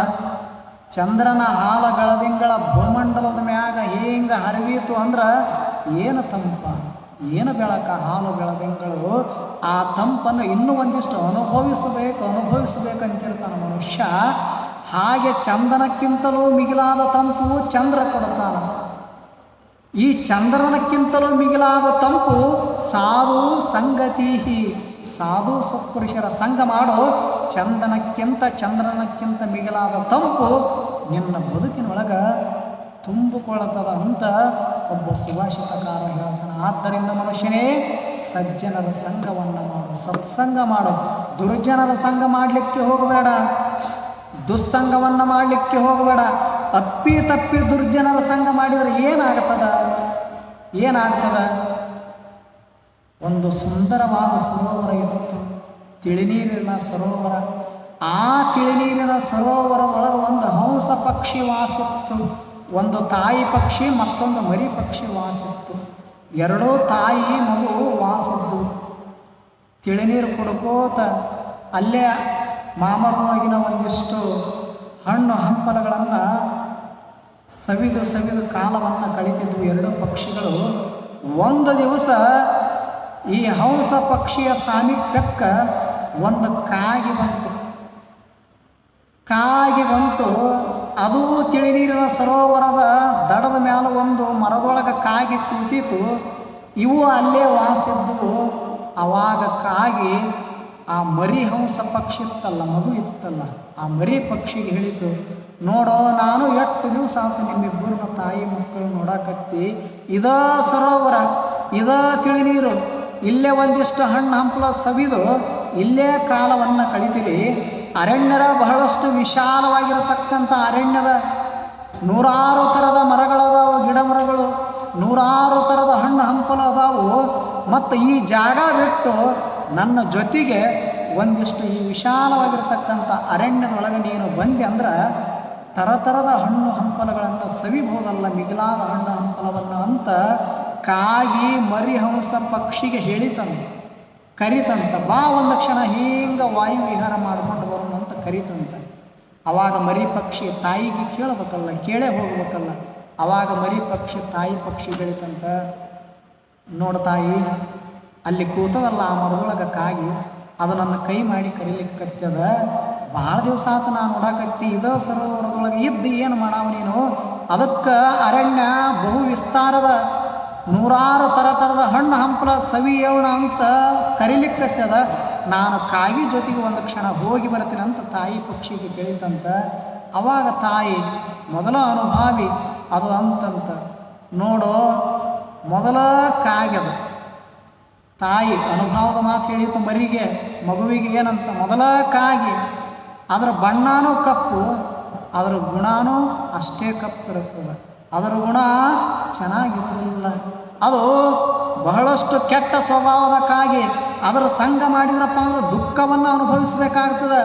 ಆದ್ದರಿಂದ ದುಃಖವನ್ನು ಅನುಭವಿಸೋ ಬದಲು ಇಲ್ಲೇ ಆನಂದವಾಗಿ ತಿಳಿನೀರದ, ನಿನಗೇನು ಬೇಕು ಕೇಳು, ನಾನು ತಂದು ಕೊಡ್ತೀನಿ ಅಂತ ಹಂಸ ಪಕ್ಷಿ ತಾಯಿ ಪಕ್ಷಿ ಪರಿಯಾಗಿ ಹೇಳಿತು. ಆದರೂ ಮರಿ ಪಕ್ಷಿ ಕೇಳಲಿಲ್ಲ. ಇದು ಅಂತೂ ನಾನು ಹೋಗೇ ಬರ್ತೀನಿ ಅಂತ ಹಠ ಮಾಡ್ಲಿಕ್ಕೆ ಶುರು ಮಾಡಿದ್ವಿ. ಯಾವುದು? ಮರಿ ಪಕ್ಷಿ. ನಮ್ಮ ಮಕ್ಕಳನ್ನ ಹಠ ಮಾಡ್ತಿರ್ತಾವೆ ನೋಡು ಅಂತಿರ್ತಾರ ತಾಯಂದಿರು, ತಾಯಿ ತಂಗಿ ಹೇಳ್ತಿರ್ತಾರ, ಅವನು ಸ್ವಭಾವ ನಮಗೆ ಹಿಡಿಸಿಲ್ಲ, ಅವ ಕುಡಿಬಾರದ್ದನ್ನು ಕುಡಿತಾ, ತಿನ್ನಬಾರದ್ದನ್ನು ತಿಂತ, ಅದಕ್ಕೆ ಅವನ ಬಗ್ಗೆ ಊರಿಗೆ ಗೊತ್ತದ. ಅದಕ್ಕೆ ಅಂಥವನ ಜೊತೆಗೆ ನೀ ಸ್ನೇಹ ಮಾಡಿದೆ ಅಂದ್ರೆ ನೀನು ಅವನಂಗೆ ಆಗ್ತಿದ್ದಿ. ಕುಡಿಬಾರದ್ದನ್ನು ಕುಡಿತಿದ್ದಿ, ತಿನ್ನಬಾರದ್ದನ್ನು ತಿಂತಿದ್ದಿ, ಹೋಗಬಾರದು ಜಾಗದಾಗ ಹೋಗ್ತಿದ್ದಿ. ಅದಕ್ಕೆ ನೀನು ಅವನು ಸ್ನೇಹ ಮಾಡ್ಬೇಡ ಅಂತ ಹೇಳೋದಿಲ್ಲ. ನಮ್ಮ ತಂದೆ ತಾಯಿನ ಹೇಳ್ತಿರ್ತಾರೆ ಮನೆಯೊಳಗೆ, ಆದರೂ ಕೇಳೋದಿಲ್ಲ ಮಕ್ಕಳು ಕೇಳೋದಿಲ್ಲ. ಹಾಗೆ ಇದು ಮರಿ ಪಕ್ಷಿ ಕೇಳಲಿಲ್ಲ, ಹಠ ಮಾಡಕತ್ತೀವಿ. ಹೀಗೆ ಹೋಗಿ ಹೀಗೆ ಬಂದು ಬಿಡ್ತೀನಿ, ಒಂದು ಕ್ಷಣ ಹೋಗಿ ಬಿಡ್ತೀನಿ, ಅವಕಾಶ ಮಾಡಿಕೊಡು ಅಂತ ಮರಿ ಪಕ್ಷಿ ಹೇಳಿತು. ಭಾಳ ಹಠ ಮಾಡ್ತದೆ ಅಂತ ತಿಳ್ಕೊಂಡು ತಾಯಿ ಪಕ್ಷಿ ಅಂತೂ ಆಯಿತು, ಬೇಗ ಹೋಗಿ ಬೇಗ ಬಂದುಬಿಡ ಅಂತ ಅವಕಾಶ ಕಲ್ಪಿಸಿಕೊಟ್ಟಿತು ತಾಯಿ. ಆವಾಗ ಮರಿ ಪಕ್ಷಿ ತಿಳಿನೀರಿನ ಸರೋವರ, ಸವಿಯಾದ ಹಣ್ಣುಗಳು ಎಲ್ಲ ಮರಿತು ಕಾಗಿ ಸಂಗ ಮಾಡಿ. ಅವಾಗ ಕಾಗಿ ನಾ ಮುಂದೆ ಹಾರ್ತೀನಿ, ನೀ ಹಿಂದೆ ಹಾರ್ಕೋತ ಬಾ ಅಂತದ್ದು ಕಾಗಿ. ಮೊದಲ ಕಾಗಿ ಅದು ಮುಂದೆ ಹಾರ್ಕೋತ ದೂರ ಕರ್ಕೊಂಡು ಹೋಗಿಬಿಡುತ್ತೆ. ದಟ್ಟವಾಗಿರ್ತಕ್ಕಂಥ ಅರಣ್ಯ. ಕಾಗಿ ಮರಿ ಪಕ್ಷಿ ಹಂಸವನ್ನು ಕರ್ಕೊಂಡು ಹೋಯ್ತು. ಹೊಳ್ಳಿ ಬರಾಕ ದಾರಿ ಗೊತ್ತಾಗಲಿಲ್ಲ ಮರಿ ಹಂಸ ಪಕ್ಷಿಗೆ. ಅಷ್ಟು ದೂರ ಕರ್ಕೊಂಡು ಹೋಯ್ತು. ಅಲ್ಲೊಂದು ದೊಡ್ಡದಾದ ಸವಿಯಾದ ಹಣ್ಣಿನ ಮರ ಇತ್ತು. ಆ ಮರದೊಳಗೆ ಹೋಗಿ ಕರ್ಕೊಂಡು ಕೂತಿತ್ತು. ಯಾವುದು? ಕಾಗಿ ಮರಿ ಹಂಸ ಪಕ್ಷಿನ ಕರ್ಕೊಂಡು ಬಂದು ಕೂತಿತ್ತು. ಬೆಳಗಿನ ಜಾವ ಕರ್ಕೊಂಡು ಹೋಗಿ ಅಲ್ಲಿ ಕೂತಿತ್ತು. ಹಣ್ಣುಗಳನ್ನು ಸವಿಲಿಕ್ಕೆ ಪ್ರಾರಂಭ ಮಾಡಿದವು. ಹಣ್ಣು ಸವಿಯುವುದರೊಳಗೆ ಮೈ ಮರೆತು ಅದ ಮರದ ಕೆಳಗೆ ಒಬ್ಬ ಮಹಾರಾಜ ವಾಯುವಿಹಾರಕ್ಕೆ ಬಂದಿದ್ದ. ತನ್ನ ಸೇವಕನ ಜೊತೆಗೆ ವಾಯುವಿಹಾರಕ್ಕೆ ಬಂದಿದ್ದ ಮಹಾರಾಜ ಬಹುದೂರದಿಂದ ನಡ್ಕೊಂಡು ಬಂದಿದ್ದ. ದಣಿವಾಗಿತ್ತು. ಆ ಮರದ ಕೆಳಗೆ ಕೂತು ಒಂದಿಷ್ಟು ವಿಶ್ರಾಂತಿ ಮಾಡಬೇಕಂತ ಅನಿಸಿತು ಮಹಾರಾಜನಿಗೆ. ಸ್ವಲ್ಪ ಕೂತ, ದೂರದಿಂದ ನಡೆದು ಬಂದಿದ್ದಲ್ಲ, ದಣಿವಾಗಿತ್ತಲ್ಲ, ಆಯಾಸ ಆಗಿತ್ತು. ಒಂದು ಕ್ಷಣ ವಿಶ್ರಾಂತಿ ಪಡಿಬೇಕಂತ ಅಂದ. ಮಲಗಬೇಕಂತ ಅನಿಸಿತು ಮಹಾರಾಜನಿಗೆ. ಮಲ್ಕೊಂಡ. ಅದ ಮರದ ಕೆಳಗೆ ಮ್ಯಾಲ ಕಾಗಿ ಹಂಸ ಪಕ್ಷಿ ಕರ್ಕೊಂಡು ಬಂದು ಕೂತದ. ಅದ ಮರದ ಕೆಳಗೆ ಮಹಾರಾಜ ಸೇವಕನ ಕರ್ಕೊಂಡು ಬಂದಾನ. ಬಂದ ಮಲಗಬೇಕಂತ ಅನಿಸಿತು, ವಿಶ್ರಾಂತಿ ಪಡಿಬೇಕಂತ ಅನಿಸಿತು. ವಿಶ್ರಾಂತಿ ಪಡೆದ ಮಹಾರಾಜ. ಅವಾಗ ನಿದ್ರಾವಸ್ಥೆಯೊಳಗೆ ಜಾರಿದ ಮಹಾರಾಜ. ಸೇವಕ ಅವರಾಗೆ ಅವ್ರಿಗೆ ಹೇಳಿ ಮಹಾರಾಜರನ್ನ ಎಬ್ಸೋದು ಬೇಡ ಅಂತ ತಿಳ್ಕೊಂಡು ಇವನು ಅಲ್ಲೇ ಕೂತಿದ್ದ ಪಕ್ಕದೊಳಗೆ. ಮಹಾರಾಜನಿಗೆ ನಿದ್ರೆ ಹತ್ತಿತು. 10 ಆಯಿತು, 11 ಆಯಿತು, 12 ಗಂಟೆ ಆಯಿತು. ಬಿಸಿಲ ನೆತ್ತಿ ಮ್ಯಾಲೆ ಏರಿ ಬಂತು. ಮಹಾರಾಜನಿಗೆ ಎಚ್ಚರ ಆಗಲಿಲ್ಲ. ಯಾವಾಗ ಬಿಸಿಲು ನೆತ್ತಿ ಮ್ಯಾಲೆ ಏರಿ ಬಂದಿತ್ತು, ಆ ಬಿಸಿಲಿನ ಕಿರಣಗಳು ಅದೇ ಮರದೊಳಗೆ ಹಾಯ್ದು ಆ ರಾಜನ ಮುಖದ ಮ್ಯಾಲ ಕಿರಣಗಳು ಬಿತ್ತು. ಬಿಸಿಲ ಮಹಾರಾಜನ ಮುಖದ ಮ್ಯಾಲ ಚೆಲ್ಲಿತ್ತು. ಮಹಾರಾಜನ ಮುಖದ ಮ್ಯಾಲ ಬಿಸಿಲು ಚೆಲ್ಲಿತ್ತಲ್ಲ, ಇದನ್ನ ಹಂಸ ಪಕ್ಷಿ ನೋಡಿತು ಒಂದು ಕ್ಷಣ. ಆವಾಗ ಹಂಸ ಪಕ್ಷಿ ವಿಚಾರ ಮಾಡಿತು, ಸದ್ಭಾವ ತುಂಬಿತ್ತು. ಅದಂತೂ ಕೆಳಗೆ ಯಾರೋ ಒಬ್ಬ ಮನುಷ್ಯ ಮನೆಯಾಲ, ಅವನ ಮುಖದ ಮ್ಯಾಲ ಬಿಸಿಲು ಬಿದ್ದದ. ಅದಕ್ಕೆ ಅವನಿಗೊಂದಿಷ್ಟು ನೆರಳು ಮಾಡ್ಬೇಕಂತ ಹಂಸ ಪಕ್ಷಿ ತನ್ನ 2 ರೆಕ್ಕೆಯನ್ನು ಹಿಂಗೆ ಚಾಚಿತು. ಬಿಸಿಲಿಗೆ ಒಡ್ಡಿ, ಸೂರ್ಯನ ಕಿರಣಕ್ಕೆ ಒಡ್ಡಿ ನೆರಳು ಮಾಡಿತು. ಯಾರಿಗೆ? ಮಹಾರಾಜನ ಮುಖಕ್ಕೆ ನೆರಳು ಮಾಡಿತು ಹಂಸ ಪಕ್ಷಿ. ಅದೇ ಕ್ಷಣದೊಳಗೆ ಕಾಗಿನೂ ಇತ್ತಲ್ಲ ಅಲ್ಲೇ ಪಕ್ಕದೊಳಗೆ, ಇದು ಮಾಡಿತು. ಇದು ಬ್ಯಾರೇನ ಮಾಡಿತು. ಇದು ಮಾಡಬಾರ್ದು ಮಾಡಿತು. ಮೊದಲ ಕಾಗಿ. ಇದು ಮಹಾರಾಜನಿಗೆ ಬಿಸಿಲು ಬಿದ್ದದ, ನೆರಳು ಮಾಡ್ಬೇಕಂತ ಹಂಸ ಪಕ್ಷಿ ರೆಕ್ಕಿ ಅಗಲ ಮಾಡಿ ನೆರಳು ಮಾಡಿತು. ಅದ ರಾಜನ ಮುಖದ ಮ್ಯಾಲ ಕಾಗಿ ಮಲ ವಿಸರ್ಜನೆ ಮಾಡಿತು. ಮಾಡೋದರ ಮಾಡಿತು. ಮಾಡಿದ ಬಳಿಕ ಅಲ್ಲೇ ಕೂಡಬೇಕಲ್ಲ, ಮೊದಲ ಕಾಗಿ ಮಾಡಿದ ಬಳಿಕ ತನ್ನ ಕೆಲಸ ಮುಗಿದ ಬಳಿಕ ಈ ಮರ ಬಿಟ್ಟು ಮತ್ತೊಂದು ಮರಕ್ಕೆ ಹಾರಿ ಹೋಗ್ಬಿಡ್ತು. ಇದು ಹಂಸ ಪಕ್ಷಿಗೆ ಗೊತ್ತಾಗಲಿಲ್ಲ. ಯಾಕ? ಇದು ನೆರಳು ಮಾಡಿತ್ತಲ್ಲ, ರೆಕ್ಕೆ ಅಗಲು ಮಾಡಿ ಇದು ನೆರಳು ಕೊಡ್ಬೇಕನ್ನುವಂಥ ಭಾವದೊಳಗನ ಮರೆತು ಬಿಟ್ಟಿತ್ತು ಹಂಸ ಪಕ್ಷಿ. ಯಾವಾಗ ಕಾಗಿ ಮಲ ವಿಸರ್ಜನೆ ಮಾಡಿ ಮತ್ತೊಂದು ಮರಕ್ಕೆ ಹಾರಿ ಹೋಯಿತು, ಆವಾಗ ಮಹಾರಾಜನಿಗೆ ಎಚ್ಚರ ಆಯಿತು.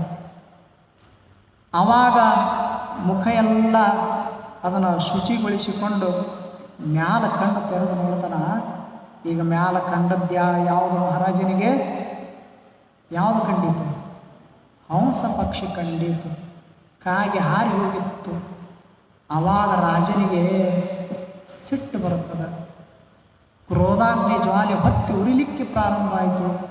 ತತ್ಕ್ಷಣವಾಗ ಸೇವಕನಿಗೆ ಹೇಳಿದ, ನೋಡೋ, ನನ್ನ ನಿದ್ರಿ ಭಂಗ ಮಾಡ್ಯದ ಆ ಪಕ್ಷಿ.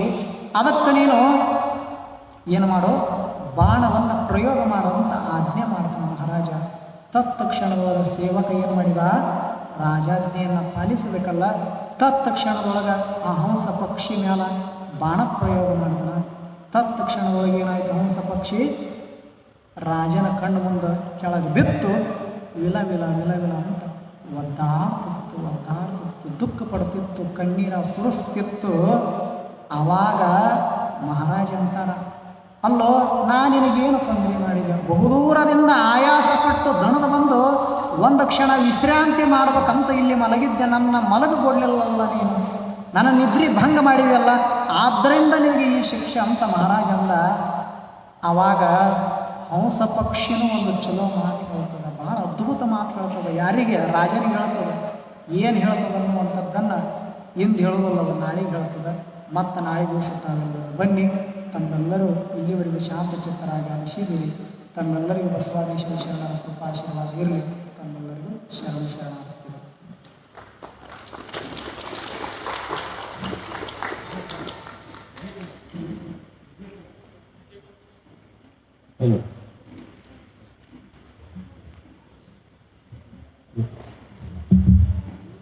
ಗಿಡವಾಗಿ ಮರವಾಗಿ ಬದುಕಿದರೆ ಬದುಕೆ ಭಾಗ್ಯ. ಕೆಲವು ದಿನವಾದರೂ ಕೂಡ ನಾವು ಆತ್ಮಂತ ಬದುಕುವ ಪ್ರಯತ್ನವನ್ನು ಮಾಡಬೇಕಾಗಿದೆ.